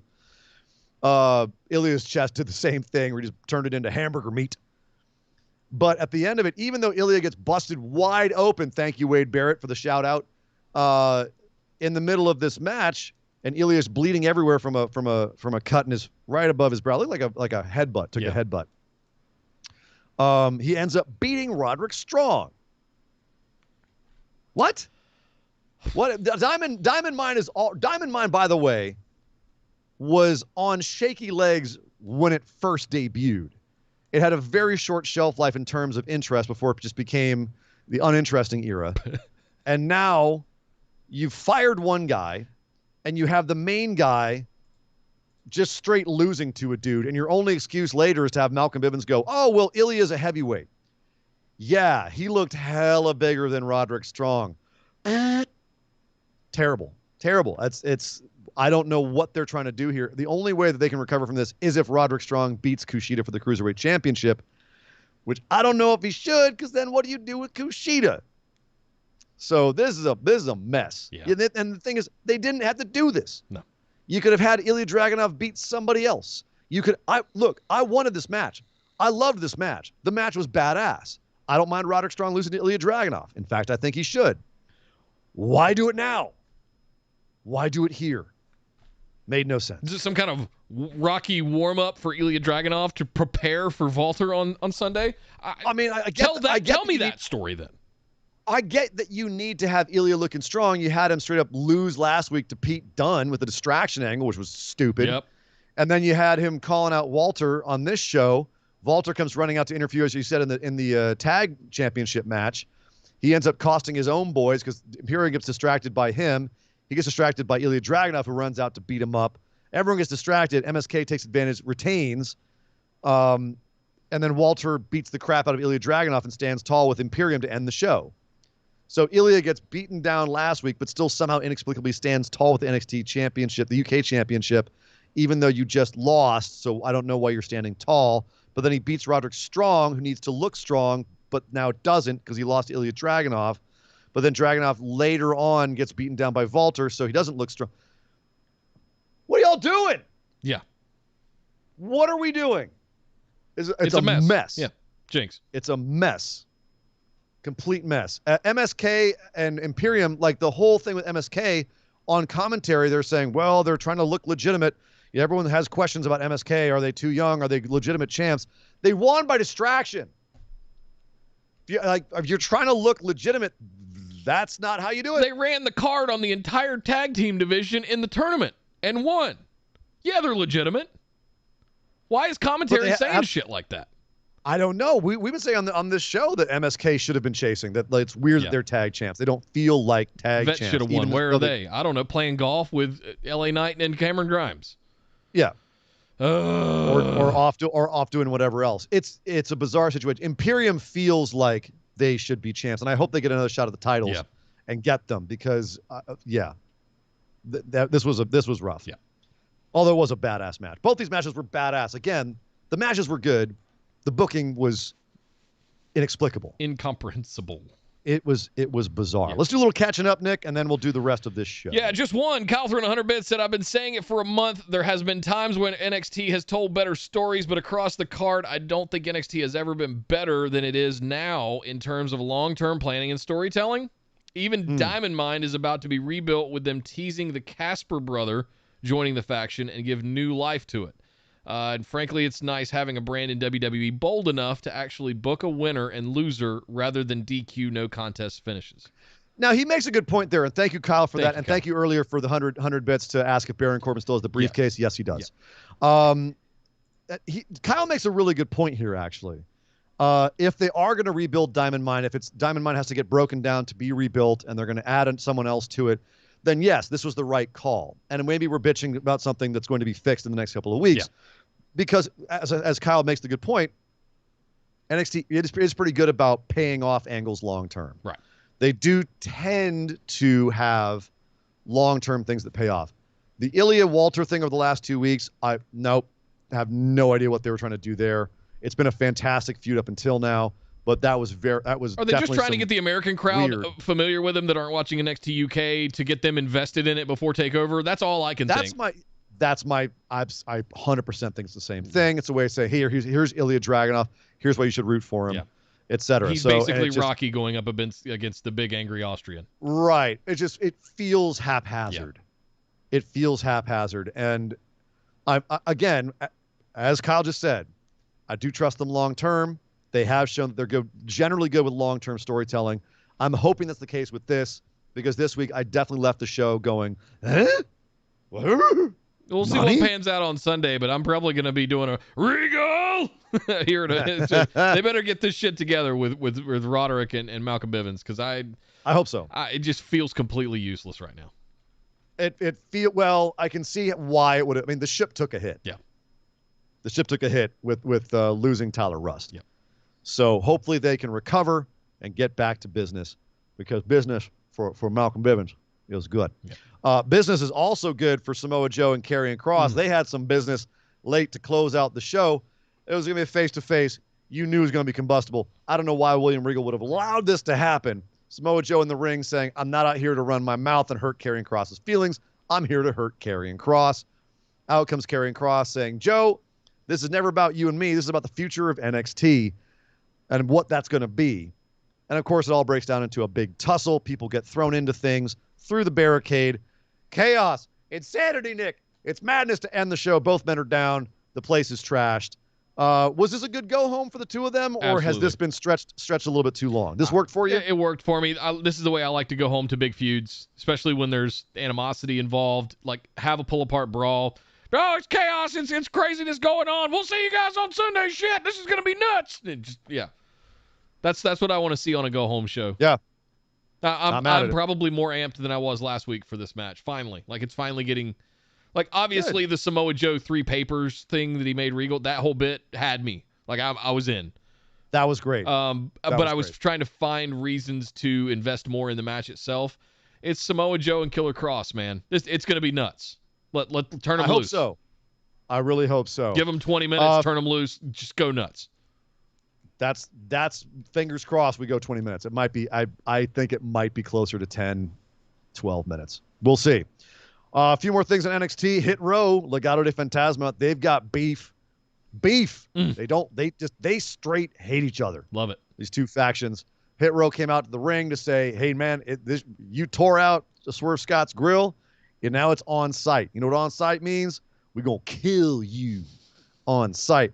Santos shows up on the Titantron, or whatever you want to call it, the Tron, shows up over there.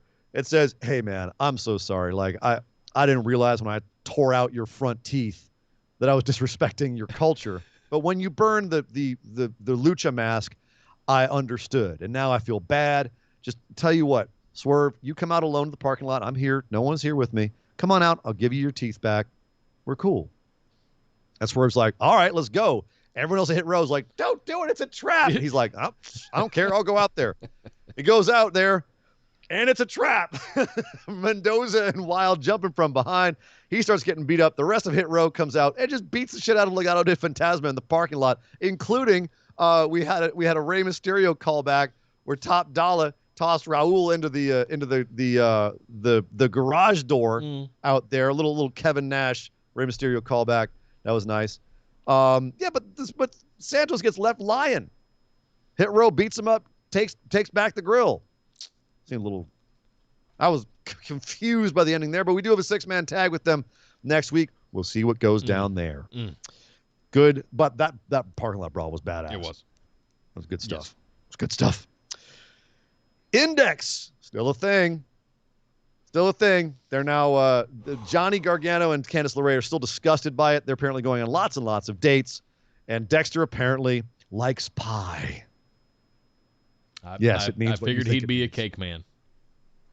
He apparently is both. He goes both ways, Nick. He likes his cake and eats his pie too. Hey, he and I have more in common than I thought. They had a match, a mixed tag match against Jesse Kamea and Robert Stone, who, dear God, what in the hell was Robert Stone wearing? It was like kind of... Was it a Steven Seagal reference? Yeah, and he had the braided ponytail and everything. Yeah, it's above the law or whatever. Or what's the one that was Screwface? Mother of God. That is above the law. Mother of God. I think, it was above the law. Yeah.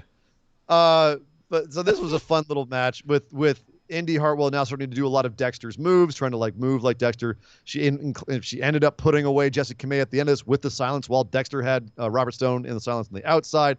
Frankie Monet got kicked out of the ring partway through for trying to interfere. And at the end, in a very beautiful, touching moment, Indy Hartwell went over to Beth Phoenix, who had been giving her signals throughout the match and before the match, it's okay, you can do it.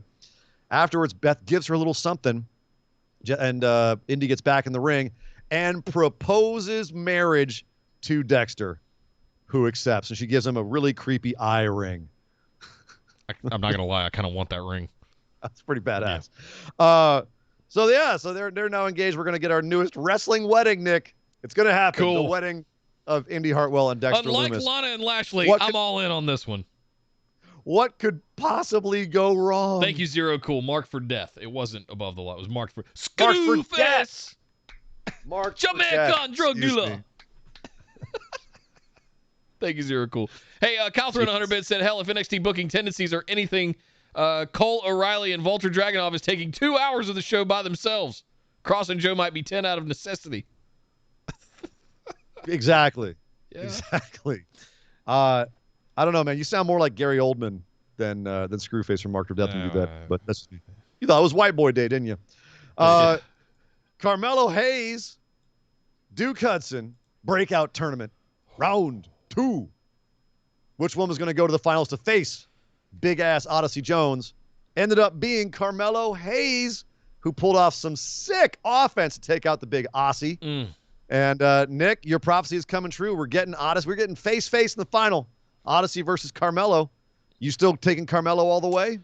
Or your big boy Odyssey? Is that? I mean, I know you're a big Odyssey fan too. This is brutal. It's a pick between your children, Nick. This goes back to the last time we were in this position was with ACH. I forget what they called him in what they call him in NXT. The guy that got into they got mad about the racist T-shirt and all. Yes, I know he won that tournament, right? And he was kind of a blue chipper that was supposed to be the next big thing. I'm looking at Carmelo Hayes going, he's got the potential to be the next big thing. Odyssey Jones will be fine. He's another big man. Carmelo Hayes needs this win. Jordan Miles, thank you. Yes. Carmelo Hayes needs this win. He needs this tournament. He needs this to put him up there a little bit higher. He's doing fantastic, but if he loses to Odyssey, we'll understand, but I don't know what they've got for either of these guys after this. I feel like you can send Carmelo up to a couple. You could send him after the Cruiserweight. You could send him after the North American. I mean, you could do all kinds of stuff with Odyssey Jones, but Carmelo needs this win to win this tournament to move forward. If he doesn't, I think he's going to flounder a little bit. I tend to agree. I think that Odyssey is he's going to be fine. Yeah. Vince is going to call him up next week. Carmelo is definitely a lot more polished looking, but I think the only criticism, excuse me, Sasha Banks, the only criticism that they're going to get for having Carmelo win this is he Jordan Miles 2.0? Would this be like them trying to right their wrongs or trying to do it again, run it back, right? I think the only thing that might be leveled at them, but maybe don't make a blackface smiley T-shirt this time. I'm just saying. Maybe never do that. Yeah, maybe never do that again. A couple more quick things on NXT. Raquel Gonzalez, Dakota Kai had a little bit of a snippy bicker fest over Satellite. Damn, that was some heat. That was some hot stuff. Can I just say that it makes my body tingle when Raquel Gonzalez just starts spouting very aggressive Spanish. Maybe don't tell your girlfriend that. No, I don't think she's going to want to hear that. Okay. Yeah. I mean, she's Honey, been asleep for hours at this point. I get all tingly when this imposing, beautiful Latina lady starts speaking angry Spanish at me. I just she would be like, "What happened to Tony Storm?" And I'd have to explain that whole storyline to her. And that's very true. Yeah. Although, I mean, supposedly, I don't know if they still are, but Raquel and Braun were at him for a while, and I don't know. Do you really want to go up against your boy Braun? Yeah, he should have never cut his beard. He should have never cut his beard. Yeah, we got beef, right? We got business right now. Should have never given him money. Yeah. Speaking of giving him money, Cameron Grimes. Should have never given that boy money.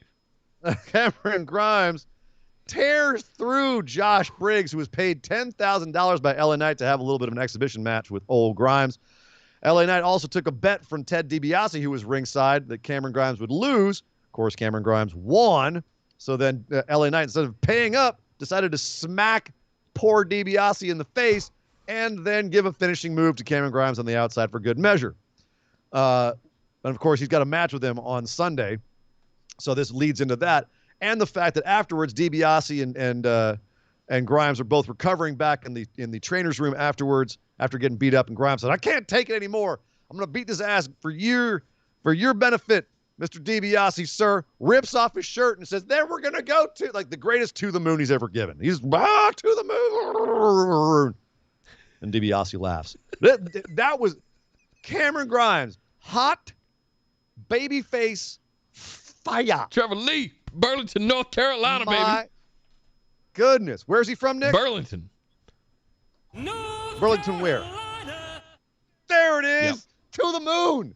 I loved it. Cameron Grimes on fire. This match is going to light that crowd up. I would not be surprised if it opened the show. We get a big babyface victory to open the show to make everyone happy. There's no way I'm not picking Cameron Grimes to win that match. Well, let's get to that right after mentioning that Zoe Stark and Io Shirai still aren't friends. Yeah. Yay. And next week, Timothy Thatcher versus Ridge Holland. Ridge Holland and Pete Dunne cut a beautiful promo talking about, like, they don't want to mess with geezers like us. Yeah, If I don't think they do, you all scary. Careful with your British accents. You got I know. I get got called out. derided this week over your British accents and identification of them. Nor am I surprised. It's not like a Yorkshire accent is easy to pull off. No. Forgive me if you came off sounding like a Beatle. Frankly, I think it's funnier if Pete Dunne sounds like a Beatle. That's a little more funny. I used to play the drums for the Beatles. That's right. I was the second drummer. After Pete Best. Before I can't even do it. Yeah. We're on the other show. We're getting a little bit punchy. We got to go do the pick'ems, of course, for NXT Takeover. Let's do this, Nick. Whew. Hey, Punchy. before we do the pick'ems, Kyle snuck a couple in on us. 100 bits said Indy Hartwell might have the best physical comedic timing I've seen from a performer this young. She might actually be better than Billy and Peyton with how quickly she does these bits, like staring at Loomis's butt walking down the ramp. Yes, Totally all in on the first ever NXT wedding. Just like Glow, we might be ending NXT as we know it with a wedding. That's a good reference. Yeah. I agree. Indy is a phenomenal performer. She's fantastic. She is. Agreed. You threw another 100 bits in. Said Raquel saying that one when Dakota said jealous bitch was just perfect. I don't know how what's in the water in the PC, but incredible improv timing comes with it. Yeah. Yeah. Where does very it happy go to be when back you leave in the PC. Frankly. Yeah. Very much agreed. Good points, Kyle. Thank you very Can much. we please get it off of USA and just get it back to the hour weekly show that was on the network? Like it's apparently being floated. Let's do that, please. Yep. Anyway, pick'ems. Thank you, Pick'ems. Trey Baxter, Ridge Holland on the pre-show. Oh, Trey, lovely knowing you. Why we knew you, lad. Goodbye, sir. Ridge Holland. Trey Baxter versus Ridge. Yeah, Ridge Holland. Come on, Trey. I don't care how much heart you have. That heart's gonna be ripped out and stomped into the mat. Once we get to the main show, Cameron Grimes versus LA Knight. You've already made your thoughts on this clear, Nick. Yep. You were taking Cameron Grimes to the moon, I take it? Yep. Yeah. Well, much like GameStop back when it was on the rise, I too am taking a rising stock. That would be Cameron Grimes as well. Raquel Gonzalez versus I'm in. Buy the dip, Cameron. Raquel Gonzalez versus Dakota Kai for the NXT Women's Championship. Who do you have in this one? This is a tough one. This is the toughest one on the show. Yeah, my gut says Raquel retains. But what do you do with Dakota after this? She has earned the NXT Women's Championship, or at least the right to challenge for it, if not get completely strapped. She's done everything she could as a face. She's done everything she could as a heel. What more do you want from this woman? I want to say strap her so bad, but I think this is the beginning, not the end. I think Raquel retains here, and the story continues. I am in 100% agreement with you. If she does win it, like, again, when Raquel loses the title, what do you do with her? Send her a up. Woman. She's one of those ones where she drops the title to move up. Yeah. And end of story. If Raquel's going up, she's laying down for Dakota here, and it's going to be a big moment. And we see Raquel come out on SmackDown next week or something. I don't know. Frankly, they would be wise to do just that. Yeah. She would, if Bianca retains, Raquel would be a phenomenal next opponent for Bianca Belair. Yep. Holy crap, she'd be great. So that's the only way Dakota wins. If Dakota loses here, then yeah, it's just a matter of what now for poor Dakota Kai. Yeah. Always a bridesmaid, never a bride. Samoa Joe versus Karrion Kross for the NXT Championship. Who's going to sleep, Nick? Who's going to win? Who's going to be champion? We're all done with this. Samoa Joe. I, too, am picking Samoa Joe because I want Kross to go job to Jeff Hardy, not Matt Hardy. He can go job to Matt Hardy if he wants to. Cameron boys. One of them Hardy boys. I want him to go job to Jeff Hardy on the main roster. Get out of NXT. Your time is tick-tock done. Yeah. And finally, Adam Cole versus Kyle O'Reilly in the best of 3 Not falls finally. match. We got a couple more here. Of takeover matches? Yeah. Are there more that I don't know about? Walter versus Ilja Dragunov. Sorry, I skipped right over that. I thought you skipped that strategically. I did not. Right. Walter, I actually, what I did do though, and this is probably why I skipped it, is I already wrote in our picks. Oh, okay. So I skipped right over it. Who did you write in Walter for me is a- then? Ilja. Who did I pick? You picked Ilja Dragunov. You would be wrong, sir. Get the hell out of here. I'm picking Walter. You are serious. Yep. That big son of a bitch is going to retain. Explain yourself, please. Why did you choose the shaved bear? The shaved bear. It's what he is. He'll maul you. Has he eclipsed the longest reign of all time across all WWE property? 800 and something days at this point. Bruno Sammartino says hello. I mean, sure, he had it for like 12 years or something stupid. But I mean, modern era, yeah. he might have, yeah. Because I feel like Brock had 400 to 500. We've had Punk and Brock and AJ. How are you picking Walter when Walter just stood tall on NXT? And with the story that they told after the last match of like Ilja coming all the way back around, getting his mind straight.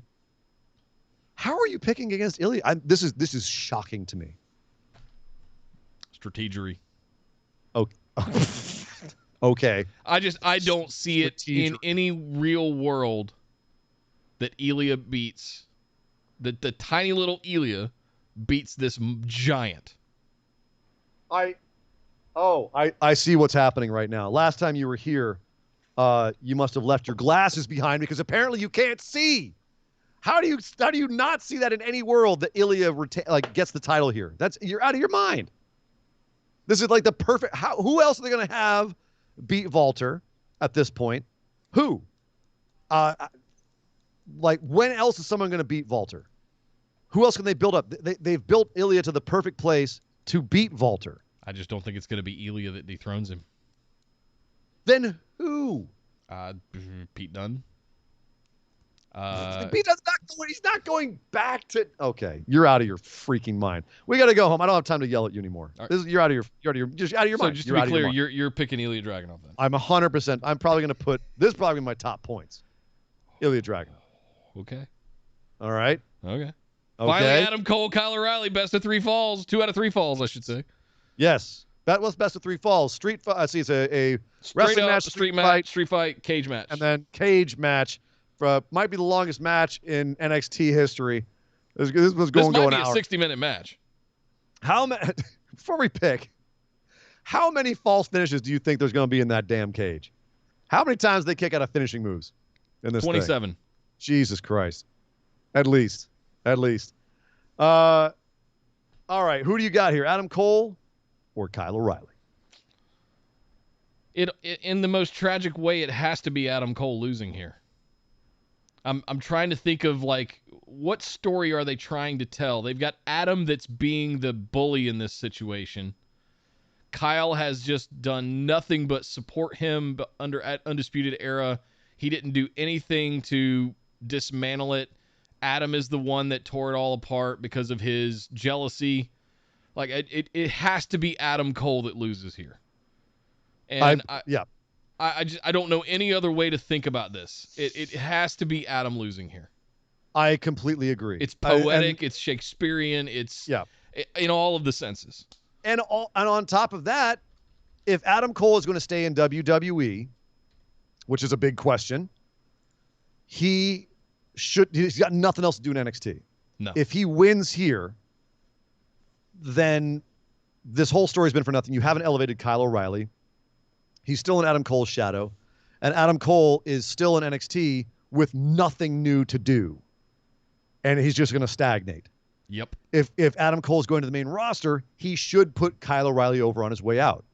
There's another one where I do not see Adam Cole winning this. And if Adam Cole does win this, it's a massive mistake. I agree.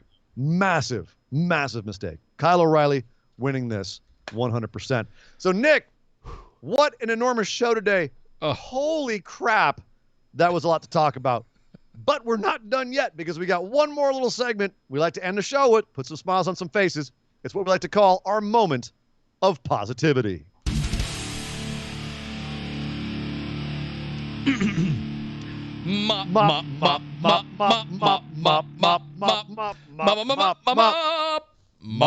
The mop, the moment of positivity. That's right. It's time on the show where we like to think back over the last few days of wrestling. Holy shit, did a lot happen. And we have to pick a moment that made us smile, that made us happy, that elated us, that we can spread that positivity out to everyone listening to the show right now and checking us out on YouTube, Twitch, Facebook. And you guys can feel our positivity and our happiness and go back out in the world with smiles on your faces as well. That's the intention. Nick, what was your moment of positive? Is it just should we just say CM Punk coming back and just the emotions we had? Look in my eyes, what do like, you see? is it? Can we say, okay, look, we can't not say the most nuclear pop in the history of professional wrestling, period, hard stop. I'm going to challenge us. Obviously, the CM Punk, the feelings that you and I had when CM Punk came back, Goosey's, all the rest of it, it was an incredible moment. It's the kind of thing that I watch wrestling for, is to feel something. I felt something there. I have another one. Let's challenge ourselves. Let's give that the honorary golden mop and set that on the shelf. Right? It's just, that's a given. Yeah. What was your non-CM Punk mop for this week? This one might shock you. And I know I was a little late to the game, but I promised I would watch it, and I'm in it. Okay. Will Ospreay's promo at Resurgence. Oh, that over Tanahashi Archer? Sure, because we've already talked about that and what a big deal that was. We didn't spend a lot of time talking about how amazing one of the signature bumpers that we have in our opening intro, Mr. Ospreay. Will Ospreay? Thank you. To see where he's come from that 3 to 4 years ago to where he is now, basically at the top of New Japan Pro Wrestling. Killing on the mic, too. Killer promo. Just what he did at Resurgence. It was completely impromptu. You even had the LA Dojo boys. You had TJP come out, trainer of the trainers in a way, coming out and doing some of this stuff. Like, I mean, in LA, outside the stadium, under the torch, like, just that was some of the fire that he was spitting was some of the best promo stuff I've seen in a long time. That was absolutely one of my moments of and I know you were there. Luckily, I was there. It was beautiful. It was the pop when Ospreay came out was beautiful. Yeah, it was a good time. That's a good Kevin, watching it back. I don't know if you've gone back and watched it back, but hearing Kevin Kelly and those guys react. Right. Wait, it's almost like they didn't even know. It's quite possible they didn't. And it was they had such a slow reaction to it. It was almost like they were like muting themselves and go, "Who's this?" Like they were trying to verify. Kevin Kelly's reaction to the, "Oh my God, what is this? What's going on?" That whole thing. Going forward, you do have to refer to Kevin Kelly as Kevin Kelly. You slag. Yeah. Just to be clear. Yeah, it's good Yorkshire there, or Cockney, depending on where you're at. Mine's Will Ospreay. It's the thing. What he did if you haven't seen Resurgence, it's in Netflix if you're in there. But if you've also New Japan World, you can also find it. It's all kinds of good stuff. Just go watch that and the Tanahashi bits. Indeed. Indeed. How about you, Sir Dangerous? What was yours? Mine is from SmackDown. Oh. I would not be a good Brood Mark if I did not say that my moment of positivity was having Brood Edge come back and play the Brood theme. I want the full Brood theme. I want him to come out in a ring of goddamn fire tomorrow night, full Brood theme, red lights, spitting viscous liquid. God damn it. Steal Gangrel's gimmick. I don't care. Bring back Gangrel. What am I talking about? He's out there still working. He just did something at the Hardy compound last year. He's still got the teeth. Yeah. Bring back Gangrel. Have Gangrel in your corner. I just want they did a Brood segment. Total mark out moment for me. Yeah. Absolutely my moment of positivity. Yeah. Behind CM Punk. Yeah. But behind CM Punk, of course. Behind CM Punk. Kyle 300 Bud said Punk feels like cheating, so I'm just going to say the index proposal. That's a good one. Rare that I legitimately get surprised like that by a wrestling show like that and not expect it. Punk crying, though, was amazing. Yes. Dude, I've been waiting until we get done with this to go back and watch. Oh, yeah. I can't wait to go watch that 327 more times. Well, I'll let you get to it there, sir. Let's get on out of here because it's been a long one today. Thank you, everyone, for hanging out with us. Thanks to the friendos for coming by. Thanks, friendos. Appreciate it. Nice to see you guys. Hope you have a fun weekend as well. It's going to be madness over here. We'll have to check and see. I think the boys over on your show might be doing a little something for us at some point, putting little tattoos on the necks, doing a little Cody action over there. Oh, that's delicious. I love thanks that for the coffee. update, Taz. It tastes delicious. Yes. But thank you guys for showing up. If you guys want to check us out again, we are here every Tuesday and Friday right here on Twitch, Facebook, or, of course, YouTube. Linktree.com/BWO. Fastest way to get all of our links to everything, including our Discord server, our Facebook discussion group, all the ways you can interact with this show, including our Patreon, patreon.com/BWO. Sign up for one of the tiers. If you guys want to actually join up and play in our patrons pick'ems, we're doing a massive pick'ems. It's up now, Nick? Is our pick'ems up now? It'll be up right after the show. Okay, we needed soon. to finalize and make sure, and I wanted to give it a little bit of time for SmackDown to percolate, for them to marinate, announce some last-minute shit. Yeah. Nice. Well, that's going up right away. That's going to be a big one. It's going to be across both shows, SummerSlam and TakeOver. And, of course, the winner's going to get a physical belt from our current grand champion, which is nuts, plus all the other prizes you get even just for playing.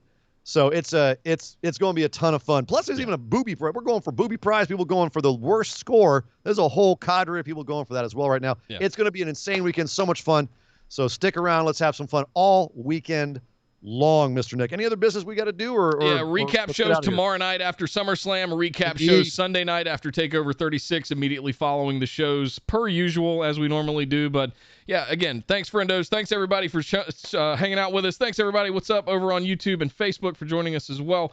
Appreciate all of the bits and subs tonight, guys. Thank you all very much. You all get a little bit of yummy. Close out the night here for all of the love. We really appreciate it. But we will see you guys tomorrow night for the recap show after SummerSlam. Live chat channels in the Discord for both shows happening over the next 2 nights. I'll get those set up right after the show. But until then, guys, my name is Nick Howell. You can find me on Twitter at DataCenterDude. And I am Sir Ian Dangerous. You can find me on Twitter at Sir Ian Dangerous. But my God! Would somebody stop the damn match?